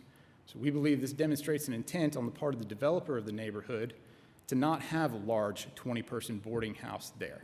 And it's certainly inconsistent with the 25-year single-family use of the homes in the neighborhood. I would point out to the board, elsewhere in Oklahoma law, specifically Title 41, Section 117C, articulates that reasonable occupancy limitation for 2 persons per bedroom residing in a dwelling unit is presumed reasonable in the state of Oklahoma. 6-bedroom house, 2 persons per bedroom, that's, existing Oklahoma law would not consider reasonable anything more than 12 people in the context at least of a tenancy would be our submission. This use contemplates nearly twice that many tenants, vacation renters on a transient basis. So if there are 22 people congregated in this area, it could plausibly result in anywhere between 5 and 20 vehicles. And to the chairman's earlier points, even if it isn't a party per se, 22 people in a swimming pool are going to generate quite a bit of noise. I have 2 daughters. They go to their grandparents' pool on the weekends. There are less than 10 people on that pool deck. It is so noisy that sometimes you can't carry on a conversation, even when you're just right in the immediate vicinity of the pool. So, our clients submit that this board, even with the restrictions that it has the authority to impose upon this use, cannot cure the issues that are created by this non-conforming use. If it's 25-year-olds, 23-year-olds that are renting the property, that highlights rather than mitigates the potential problems. This is a place where someone and 19 of their closest friends can get together and stay at this admittedly fabulous house with all these entertainment amenities for less than $33 per person per night base rate. This is the only vacation rental within a 13.5-mile radius that would accommodate more than 20 people. The most obvious conclusion that can be drawn here is that it's a party pad. It's not a family vacation home. It is not a use consistent with traditional home sharing that has been sanctioned by the city and previously permitted by this board as a special exception. This is Dave & Buster's. This is Andy Alligators. It's a main event, but they have beds, and they're configured in a dormitory or a barrack style, and they're designed to maximize occupancy and profit to the owners. Why would anybody go to a bar when they could go to this house? Our clients would thus respectfully request denial of the application in recognition of this exceptional case, and I would defer and yield to my client to speak individually to the fact that he lives there in his own experience. Okay. Thank you, Mr. Chairman. Sure. Thank you. I'm Steve Adams at 4801 Robin Hill Lane. There's not a lot to add. I wanted to clarify one point. It's a 6-bedroom house. The assessor knows that also. What is being called the bunk room is a large room that's upstairs that sleeps a lot of people. That's the way he ended up configuring it. So it's built as a 6-bedroom house. So when speaking of the utilities, what is the carrying capacity of the house? I don't know. But we're treating a bunk room as a room that it wasn't built that way. Very familiar with how the house is built because our houses got built together after the 2003 tornado. I know the house. Only thing to add, council made a reference to it, but I think it's worth reading because we need some humor this late in the afternoon, and I think this is the funniest thing I've come across during this whole event. Review number 4, June 2021. We are here with a large group for a wedding weekend, and it could not have gone better. The pool area accommodated everyone, and grilling burgers, hot dog was a fantastic lunch event. Hot tub area was great for late-night revelers, but couldn't be heard in other areas of the house. Plenty of different spaces for smaller groups to break off. I thought that was funny. Hot tub area was great for late-night revelers, but couldn't be heard in other areas of the house. How considerate. When my wife gets up, she'll speak to that night.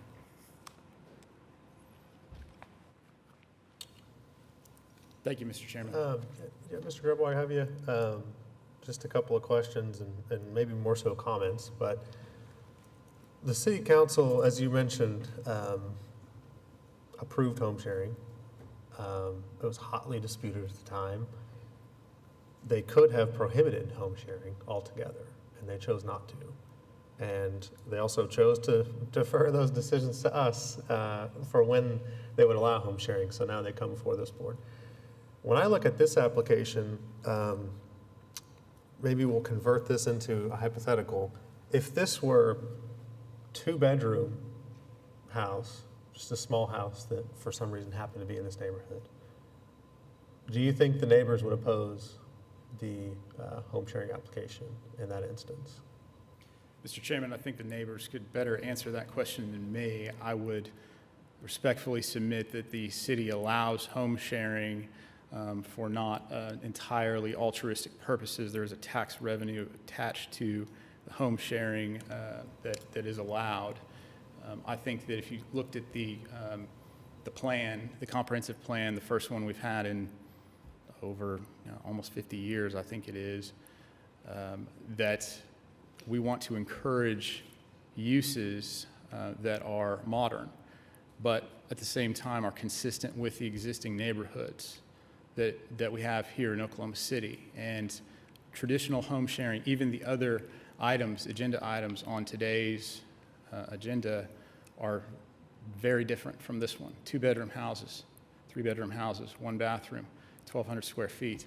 This use is more akin to a small hotel than it is a home to share.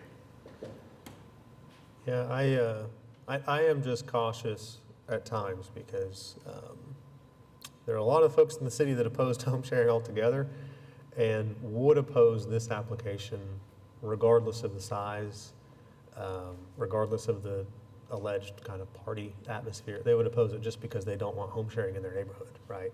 And so I'm trying to, and so I'm trying to parse through what the real issues are as we get to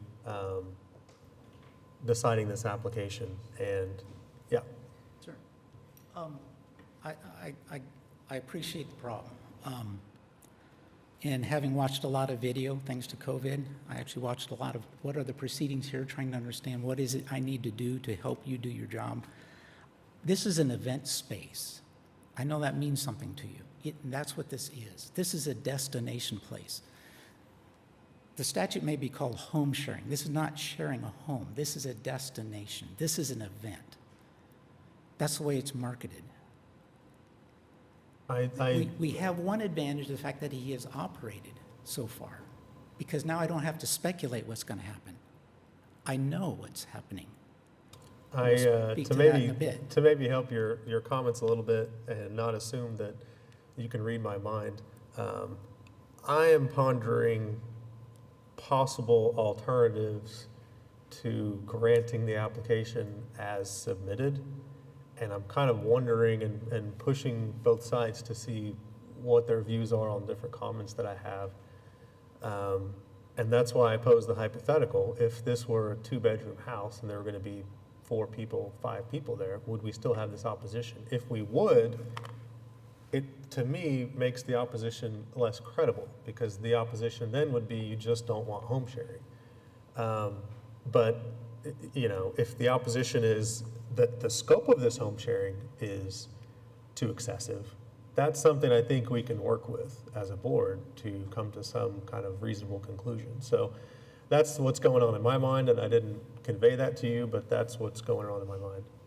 And Mr. Chairman, we would respectfully submit that while it is not within the purview of this board's decision today, I don't know that there's anybody in the neighborhood that would approve of a home sharing arrangement under any circumstances simply because it contravened the restrictive covenants for the neighborhood. This use doesn't exist there.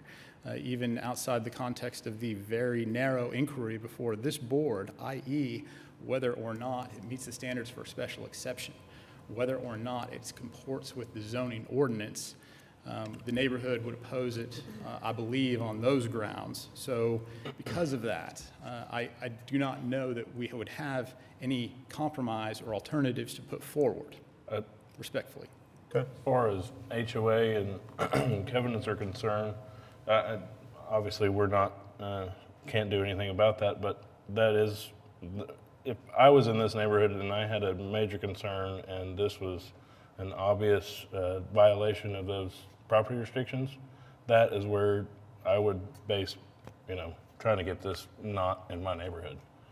It's our position simply that the proposed use is inconsistent with the standards for the zoning for today's purposes. Okay. Okay. Any questions, board members? Okay. Thank you, Mr. Chairman. Thank you.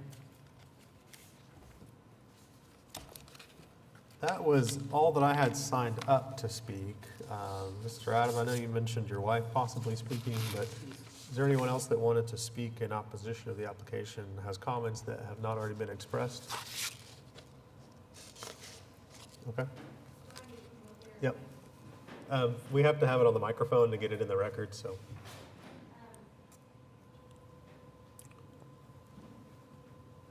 Amy Volker. I live at 5017 Robin Hill Lane. My brother lives on Southeast 45th at 10308. And my sister-in-law, who is a physician, lives there with my brother, and they have 3 daughters, and I have a son. They are all kids. We opposed this due to the safety factor because we have already observed 12 cars, parties till 2 a.m. that are so loud that we can hear them from our house, and we have small kids. And I don't feel safe knowing that there are transient people in my neighborhood when I have small kids and our kids play in the street. And we bought this house so we would have space and be in a safe neighborhood, and now we've got these people coming in, and they're in and out all hours of the night. And as a parent, it scares me. So that's all I had to say. Thank you. Anyone else wanted to speak before we, okay? Hi, I am Carol Adams, and I just wanted to share my perspective, because as the home that's adjacent to it, I appreciate the fact that, I'll interrupt you really quickly, just for the purposes of the record. We need your address. 40 Is it the same as, well, go ahead and name it. yes, I am the same, it's 4801 Robin Hill Lane. Okay, thank you. And I realize Steve has already spoken, but as a grandmother and as a sister, I have experienced things, because does it impact our lives? I've had 2 situations that have come up, and one of them was when with that 4th review, they mentioned that they had the late night revelers and that nobody in the house could hear them, and that was great. But we had my sister visiting, and she was in our guest room, which is on the west side of the home, which is close to the pool room, the indoor jacuzzi. And they were so loud that my sister couldn't go to sleep. She had to use earplugs and didn't get to sleep until well after 1. They weren't being overly terrible. We weren't going to call the police on them. But my sister couldn't sleep, and then our granddaughter, with a different instance, and I don't hold the Boz responsible for this. It's just the way it is, that she ran out into our backyard to go play on our back door, our swing in the tree, and that has been there for a couple years now. And she came running in saying, "Grandma, Grandma, Grandma, there's a loud disco pool party next door." And I said, what are you talking about? I didn't know she even knew what disco was. I don't think she does. But she didn't want to play out there because they were making enough noise. When I went outside to check, it was just like a pool, the pool situation was like you would find at a municipal pool, people just laughing and playing and loud raucous noise with one another. Catherine wanted to climb up the fence and tell them to please be quiet. I wouldn't let her do that. But she ended up coming in because she didn't want to play outside because the people were noisy enough next to us. It has impacted us, and it's only just begun. We were hoping this was going to work. We have used an Airbnb before as a family. We're not opposed to the concept, but I am opposed to people impacting my life when I don't feel like I can swim in my own pool in the quietness that I'm used to. And we're used to pool noise from other neighbors, but I'm now impacted. And the problem is every group that they rent to has the ability to do this. So that's what I wanted to share. Thank you. Thank you. I guess we'll open it up one more time for protests that, sure. I'll try to be brief.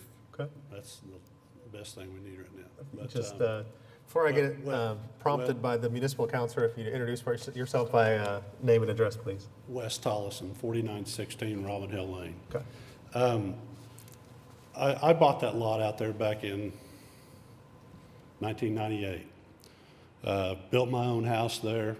I knew what the covenants were. I abided by that. And I know we're not going to get into covenants, but I raised my family there. And I just want you to think, you got a nice quiet neighborhood, and that used to be a single family lived there, and then they moved, sold it to an older couple, and then they sold it to them. Everything's been quiet. And just think if this was your neighborhood, and all of a sudden the home became a Holiday Inn Express. Would you want that next door to your house? I mean, that's the situation we're in. My sister backs up to the north of the house we're talking about. There's been golf balls hit in our backyard. There's been, I don't know who they rented it to about 2 weeks ago, but the profanities were unreal. I told her, I said, well, video it, call the police. Well, she didn't want to call, nobody wants to call the police. But her concern is, and I know there's been some bachelor parties there, one for sure, maybe two, I don't know. But what happens to these people that come in, get a little alcohol going, drugs going? When does the firearms break out? I mean, that's where we're at. I mean, not to say that couldn't happen in the neighborhood now, but these are strange people coming in every week.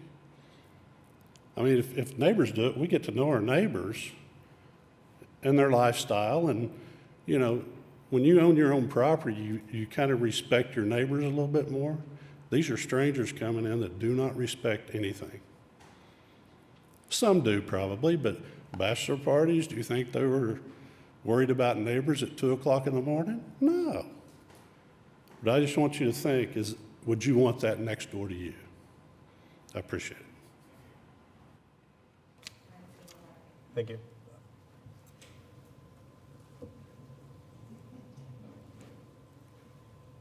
My name is Lazandra Sears. That's Lezandra, Sears like the store.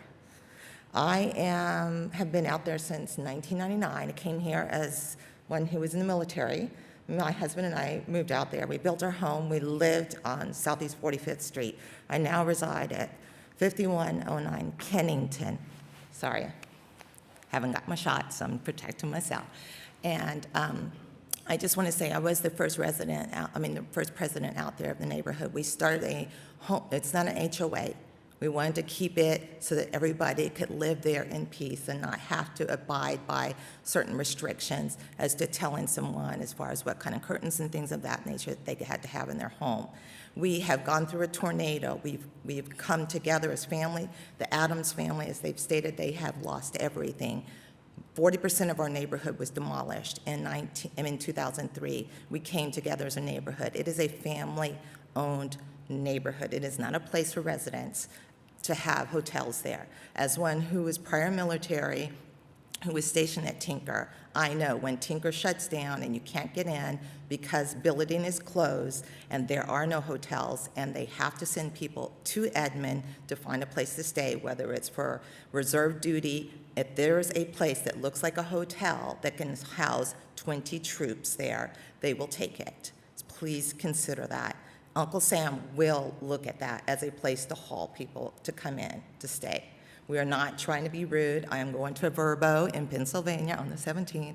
I'm all about Verbos, and I just got staying from one up in the Tulsa area.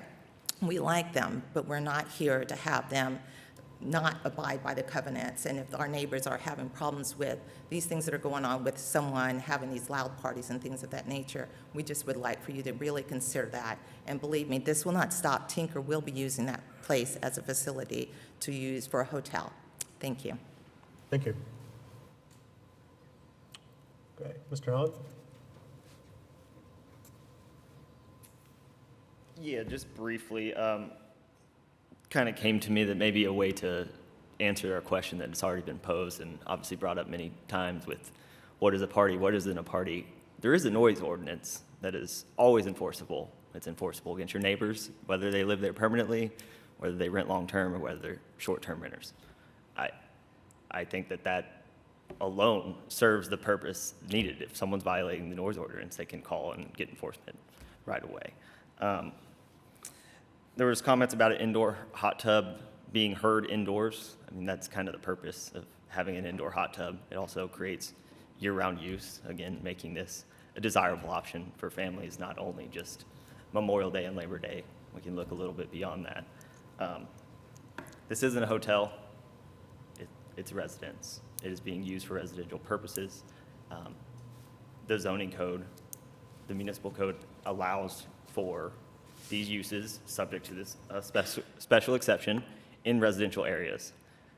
This is residential, whether it's R1 or RA. Again, I would reiterate my comments that RA is probably more beneficial to this type of use because of the space provided, but irregardless, these are authorized in residential areas. This is a residential area. There is, I would also say you don't get to pick your own neighbors. I mean, that's kind of a common theme of regardless. We don't intend to be bad neighbors. This setup allows my client to be on the property weekly, making sure it is very well kept. It is in their intent and to their benefit to keep it well kept. So again, it's them still maintaining a residence that will very much fit in with the standards that are set forth in the zoning code and those in covenants and restrictions. I want to note that Mr. Grubb did point out something in the comprehensive plan where we are encouraging modern uses in existing neighborhoods.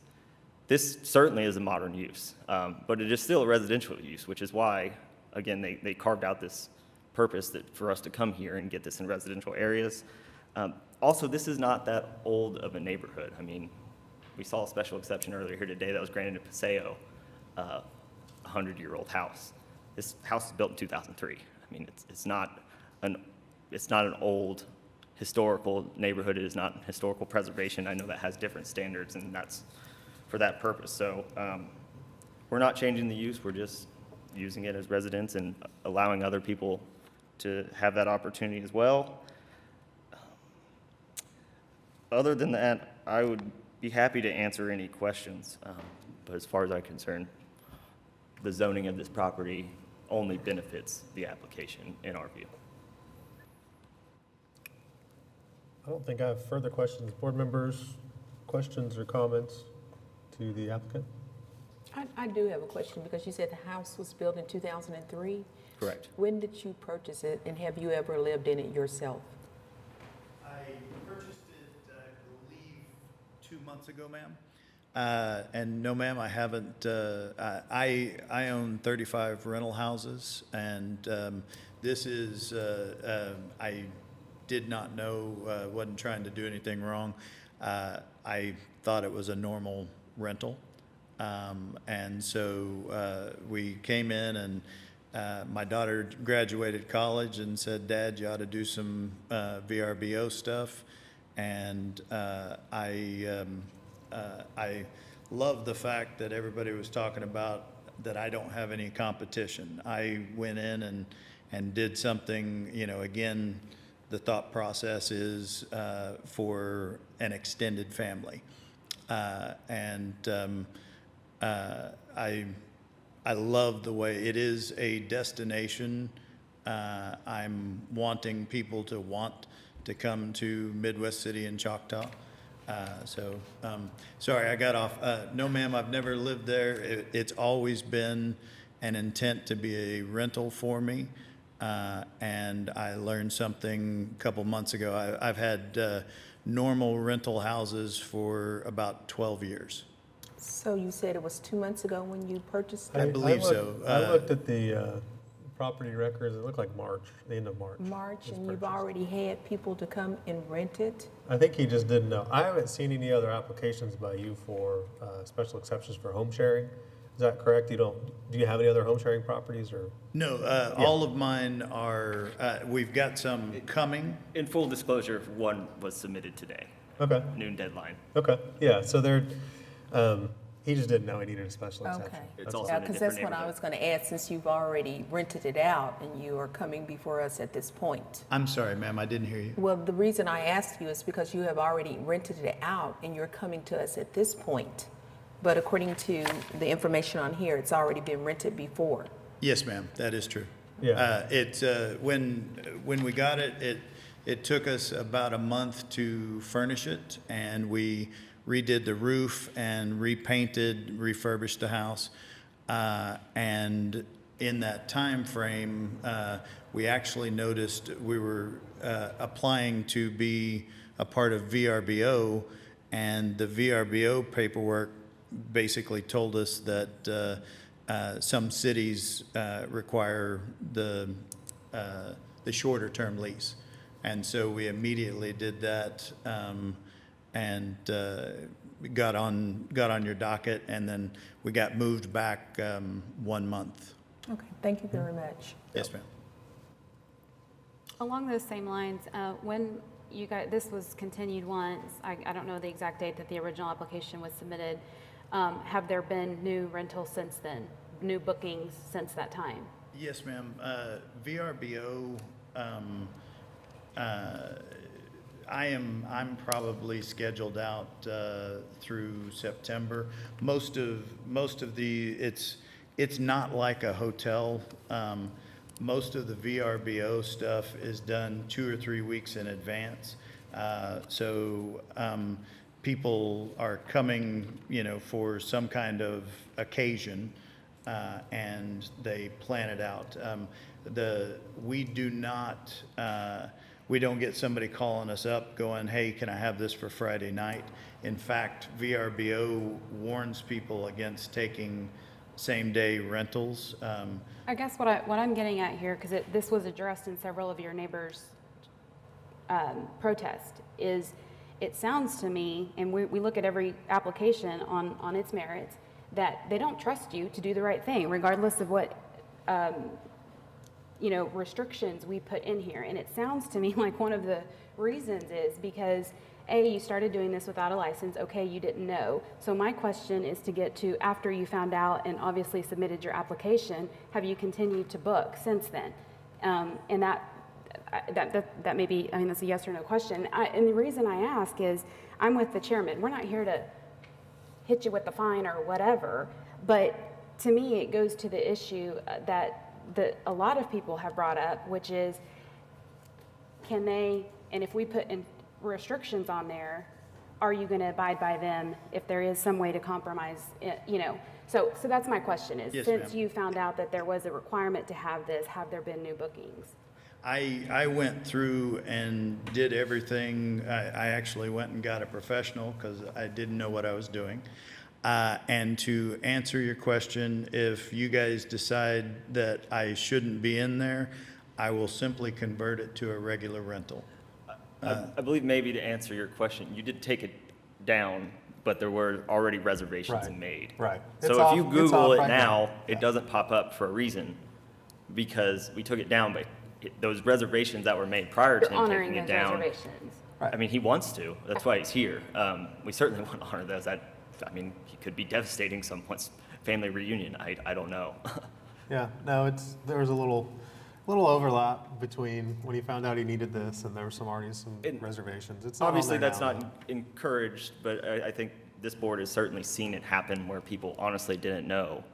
And Right. these are popular, so they do Right. get booked out months in advance. Yeah, whether and my they're question is four-person- not to discourage, we don't never want to discourage people from coming in here and getting in compliance, right? If you didn't know, you didn't know. Or if you built over a property line or something, I mean, we want to fix that. The reason I asked that and the basis of my question is because I read through each of these protests, and a lot of people mention that, and I think that that is a real concern from the interested parties. So we did remove the advertising, but there were bookings out in the future. I mean, someone back in May books for September. We take it down.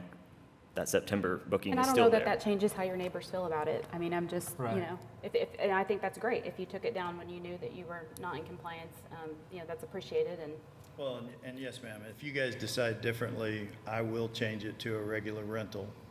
And that is one thing I would like to point out to the council. It is perfectly acceptable in their covenants to have a rental house in there. In fact, I think it says in there, there's a section on signs that you can't have certain signs, but you can have a for rent sign. So I want to kind of put that for you all to think about. I don't think it's been adjudicated you know, what constitutes a short-term lease. I'm sorry. There is, been brought up trying to distinguish case law. Oklahoma has not answered directly this language, but this is common language. I have no doubt that this board has granted one of these special exceptions in a homeowners association with likely identical language. Regardless of whether they knew or it is, it has been addressed by other states favorably to the property owner. I am aware of that, but I didn't really feel the need to bring it before you as it's not at issue here. Right, and if it's more than 30 days, you don't need to be here in the first place. It's just Correct, a normal and- rental. So. And then the city makes no revenue as well. Yeah. Okay, board members, questions or comments of the, I don't know what it entails to pull a listing or advertisement on VRBO, but it is, you know, a listing on of, there. a listing of what? On VRBO. What about that? I didn't hear the question. No, well, he said he rented it and then here they pulled it, so they're not advertising it right now. I don't, you know, what does that mean? Because I can look it up on VRBO right now and it's there. Oh, yeah, no, I looked it up this week, it's not there. It is. There's one in Piedmont, and there's one, which is obviously not of our concern, Yeah. and there's one somewhere else. Like I'm on there right now. I Yeah, it's personally there. couldn't find it, but Do you have this property pulled up? Yeah. Oh, okay, never mind. Yeah. I didn't, that's maybe what was maybe I asking. searched I'm just- different dates or something like Yeah, that. but- I didn't know what it meant to, you know, pull it. Is it totally gone off the site, or is it just not available to book at this time, or you know, Okay. that type of thing? Okay, well, questions of the applicant before we deliberate? Okay, thank you. thank you. All right, board members, comments on where we are?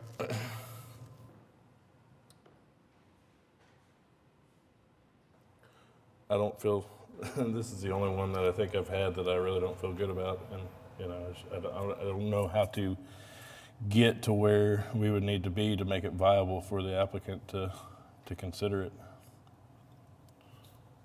I'm kind of on the same page. I think my initial thought when reading it and been sort of solidified here is I always try to get at what city council approved, and I think what they approved was for these to be quiet, but legal and somewhat rare, and so they're kind of sprinkled around the city, not any in a particular area that changes the culture of a neighborhood and turns it into a hotel, you know, home sharing block. They still want the neighborhood feel of each block, and so we keep an eye on that, and the map that we have now helps with that, so we can see where all these are. At the same time, the question I raised to all sides was, what would this look like if it were a 2-bedroom or something? Would we still have the opposition? I think we still have some opposition, which to me is not as credible if the opposition is just that you don't want home sharing at all. City Council thought about that and could have restricted home sharing in RA, or could have restricted home sharing altogether, and they didn't do it. So to us and to me, that means it must be permissible in these certain areas, and then we look at kind of the character and the nature of what's been proposed.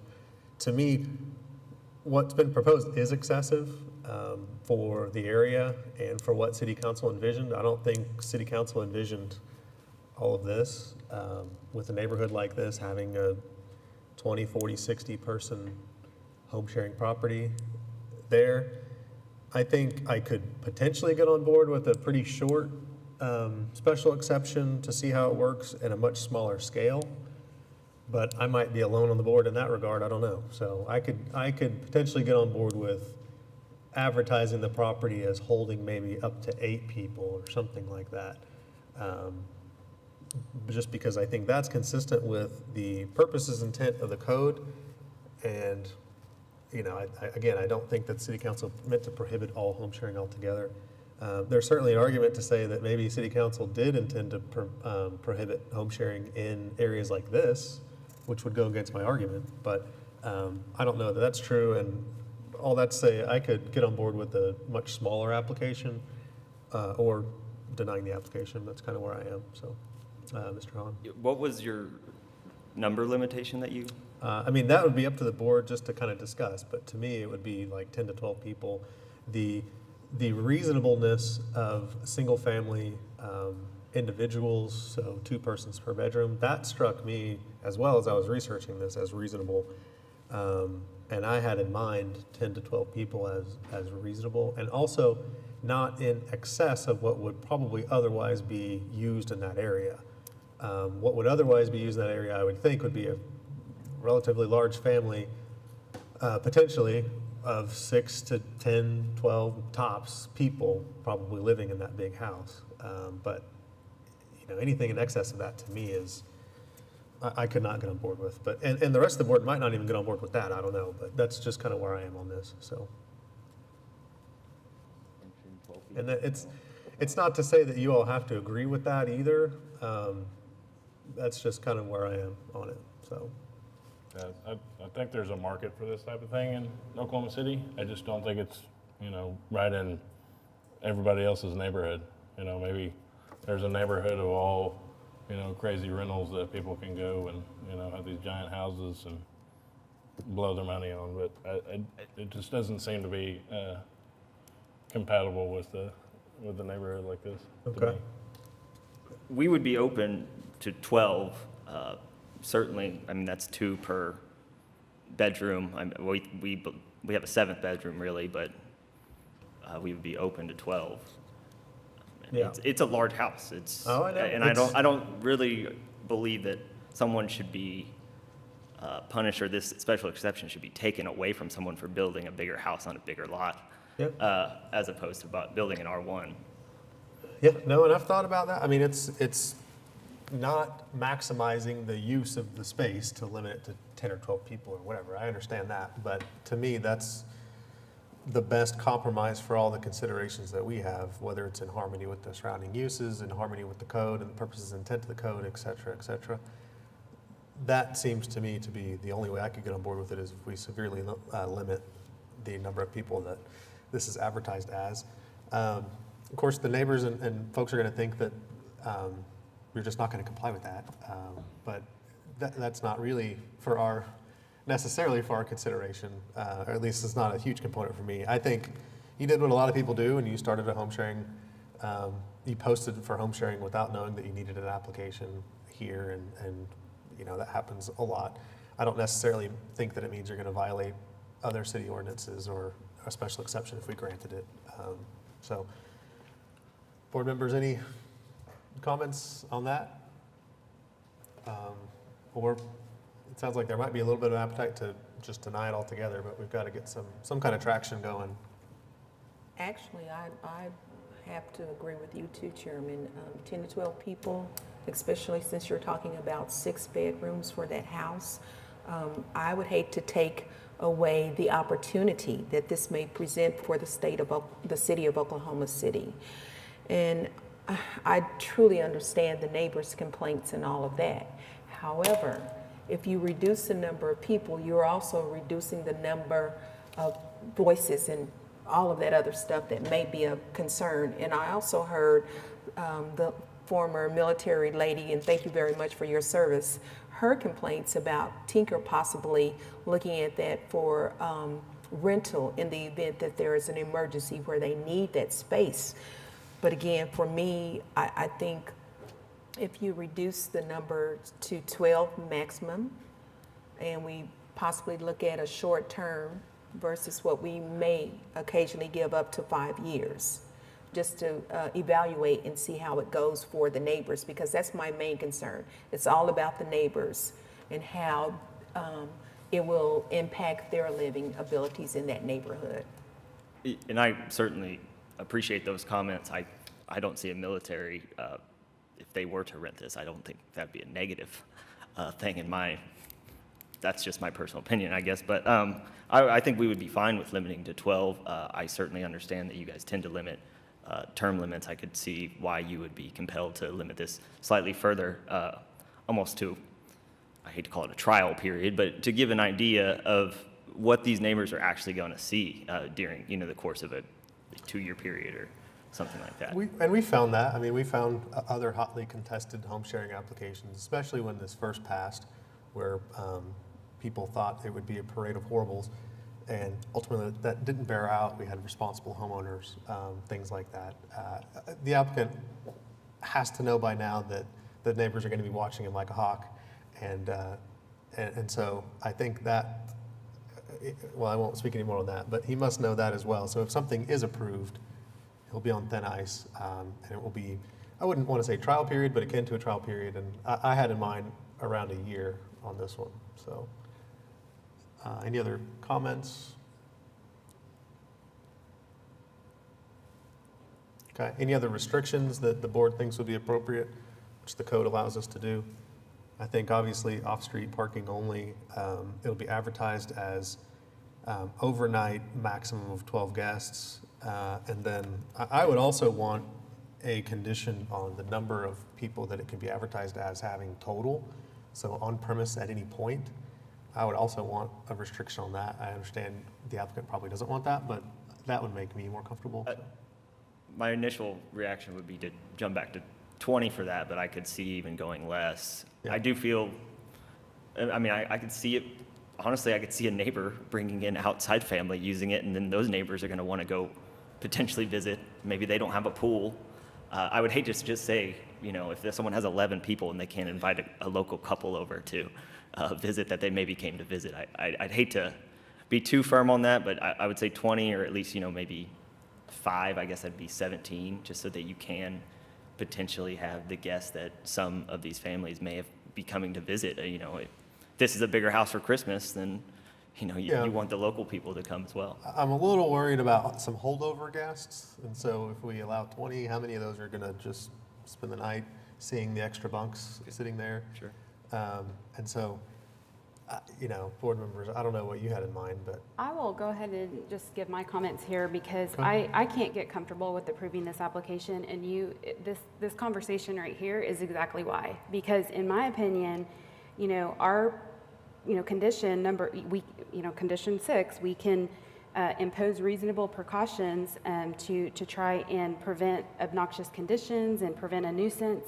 But in my opinion, this is where, because of the uniqueness of this space is going to create the very issue that we're talking about. We can limit it to X number, but because it can hold and it accommodates so easily 20, 30, 50 people, 100 people, whatever, why not have holdover guests, or why not? And again, I understand that with any special exception that and home sharing that we approve, you're fond of saying, Mr. Chairman, enforcement is the problem, right? I mean, how are we going to, prove that these conditions are being met or not, or abided by? But this application and this property to me is very different than any other property that I've seen since I've been on this board. And I think I haven't seen or heard us, and I can't come up with a reasonable precautions that, in my opinion, would make me comfortable because of this very conversation that we're having. I mean, it accommodates so many, it's a wonderful property. It accommodates a lot of people, and I think because of that, you're gonna have, no matter what the restrictions say, you're gonna have people coming in, and that's exactly what I think the neighbors are concerned about. I would just briefly respond with, I'm looking at a screenshot that my colleague sent me. There are 4 VRBO properties in the Oklahoma City area that accommodate 25-plus guests. So yes, it is unique, and this property is unique, but there are large properties that exist out there that are operational, whether they were grandfathered in or whether they've come before this board. I think those are outside of Oklahoma City limits. The ones I saw were, outside of the city I limits. believe one is even in Quail Creek. Okay. I know one came before us that was a bit large, but the ones I saw, and again, apparently there's some searching issues where we're not all on the same page with our searches, but I saw a lot, but they were, next to Arcadia or something. I'll Outside of just city limits. say they're being advertised as 25-plus within the city of Oklahoma City. Yeah. I can't speak to how that works or. Yeah, and maybe that's, these aspects, so maybe it's- that's how many they allow, but don't allow to sleep overnight or something like that. But I think, again, I mean, even if that's true, taking what you say is 100% true, again, we consider all of these on their face, and who's here and consider all the information that we're given. And, I mean, this packet was 200 pages of, not just your stuff, but a lot of people protesting against this, and I don't know what happened in those other neighborhoods or what the unique circumstances were there. I'm just saying that I guess if we're trying to take the temperature of the board, I just wanted to put my comments on the record and kind of give, an understanding of why I can't support the application. I appreciate it. Folks, I've got let's say, an idea for you. I don't have any problem coming in and saying, oh, only 12 guests overnight and putting it on VRBO. And then VRBO has some restrictions. So like if you smoke in the house, you can be fined, and we take a credit card and stuff, or pets, that kind of thing. I would be happy to set it up in there that says, if more than 12 people spend the night, that you get a $250 fine or something. Hopefully that would help squash it. I mean, I agree with you guys. There's nothing, nothing really that I'm not going to be going in there and counting people, nor would I allow anybody to be going in and counting people. It's a private residence, and I'm asking permission to do the stuff.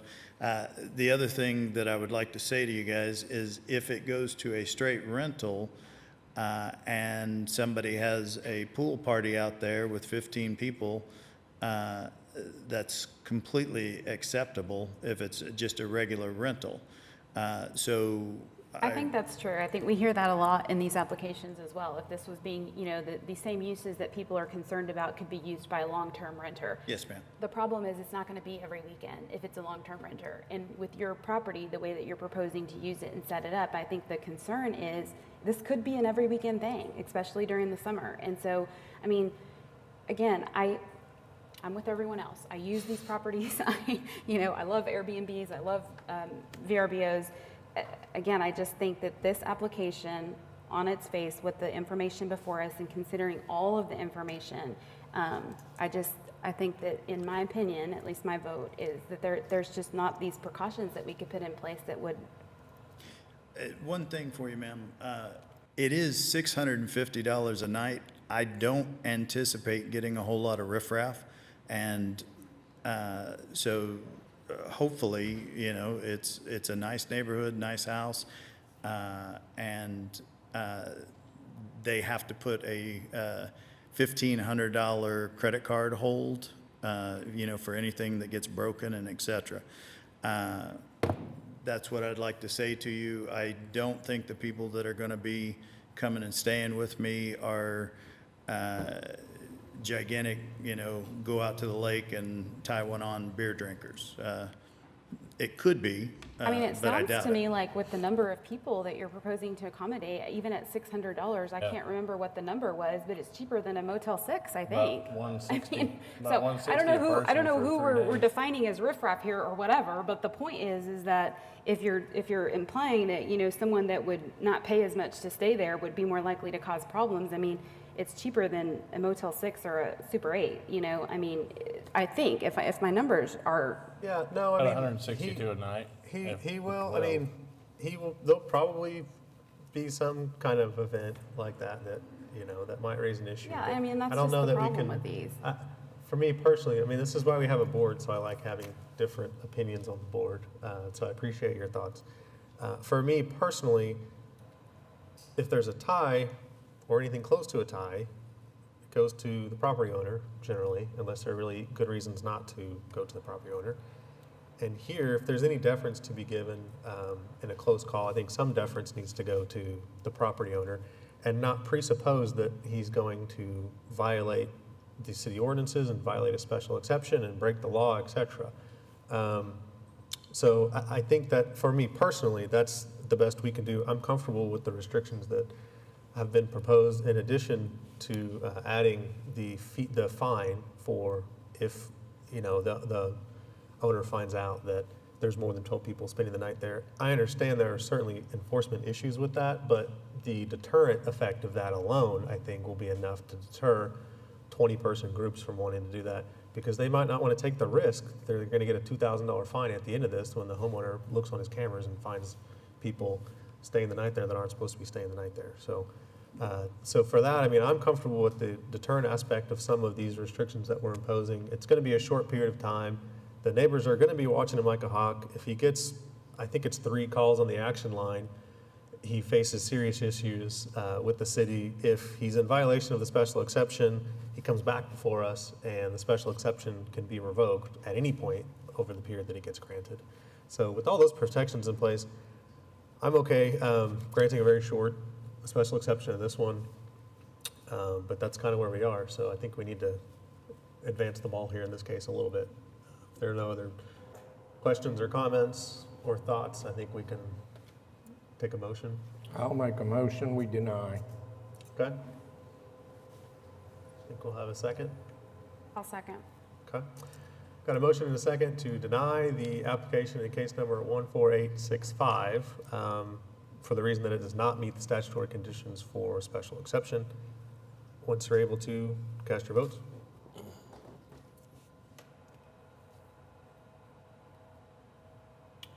And that one's approved. So the application's been denied. Thank you. Thank you.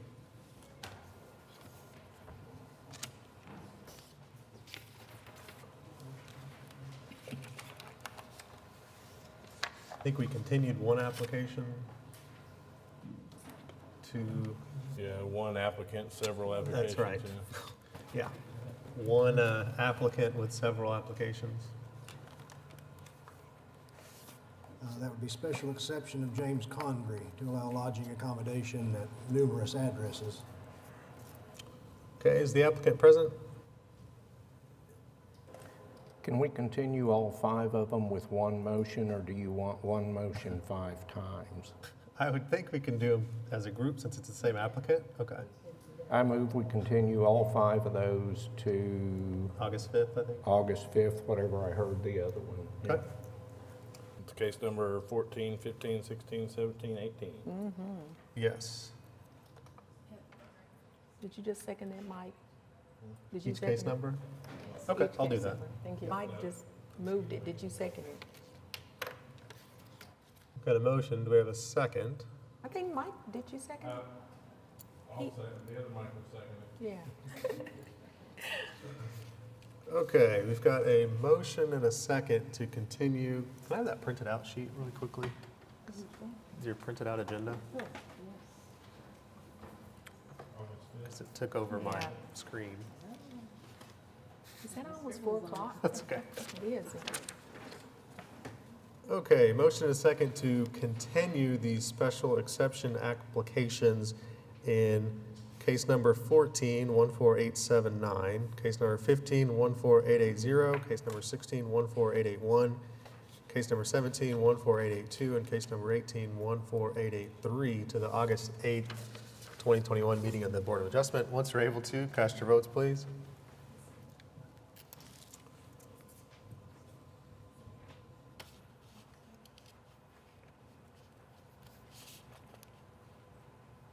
And those items are continued. I think it said August 8th. I think it's August 5th. What did I say? Did I say 8th? Yeah. I said a lot of 8s when I was reading the case numbers, so to the August 5th meeting, those items will be continued. I believe that's all of the items The except only item for... remaining is the Yeah, election of the chair and vice chair for the coming year. okay. Taking nominations. I guess we'll take a nomination for chair and vice. Do we have to do both at the Yeah. same time? Okay, I didn't know we do them separately. If anyone wants to be chair, they can be chair. I can do it. said the cat. Be glad to nominate you. I can actually do it for another year. Oh, praise the Lord. So- Wonderful. I second that nomination. Okay. And then vice chair, Mr. Privet again? Yeah, I I don't know. I'll nominate Monica. Monica? I don't accept, I nominate Mike. It's been refused. Did you nominate Monica? I second it. Did you? There you did, go. didn't you? Too late. I second it. Can you do it for a year, vice chair? So if I'm not around, you take over? You hadn't been Honestly, around guys, yet. the only reason I would, because I've got all the wedding stuff coming up this year. I mean, I'll do it. It's I'm so fine. sorry. You'll do it? Yeah. All right, I'll You nominate got it again. Mr. Hoping that I'll Privet. never have to actually run A a meeting second. sometime. But And seconded by Ms. Asbury. Okay. Yes. So, motion is second to basically keep the same positions that we've had this year to next year. Yay. Once you're able to cast your votes.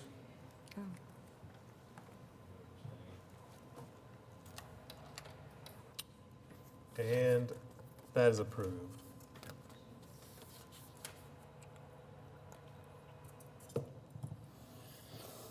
Okay, additional items. I have nothing on the agenda. Communications and board reports. I have nothing. Citizens to be heard. Are there any citizens that want to be heard today? Hearing like none. just my wife. Oh, okay. So we have some people hanging around, so this is kind of new. You don't want what she has to say on camera. Yeah, really, yeah. Other business, there's one item I'd like to put on other business for the board to discuss, which is something that Ms. Lakin brought to my attention. City Council's wanting our input and the input of all the boards on whether we want these glass plastic separators removed. I think they're, well, from what I've heard, there's an interest in removing them because there's some difficulty hearing and stuff like that. So if the board wants them to stay, we can express that to City Council. If we don't mind if they're removed, or we want to urge them to remove, then we can do that, but. I feel like I'm in a cage here. Get them out if we can. Okay. Driving me nuts. I'd be all about removing them. Okay, okay. Well, it sounds like, Cindy, most people are in agreement that we wouldn't have any opposition to these being removed, so. Any other business before we adjourn? All right, we're adjourned. Thank you.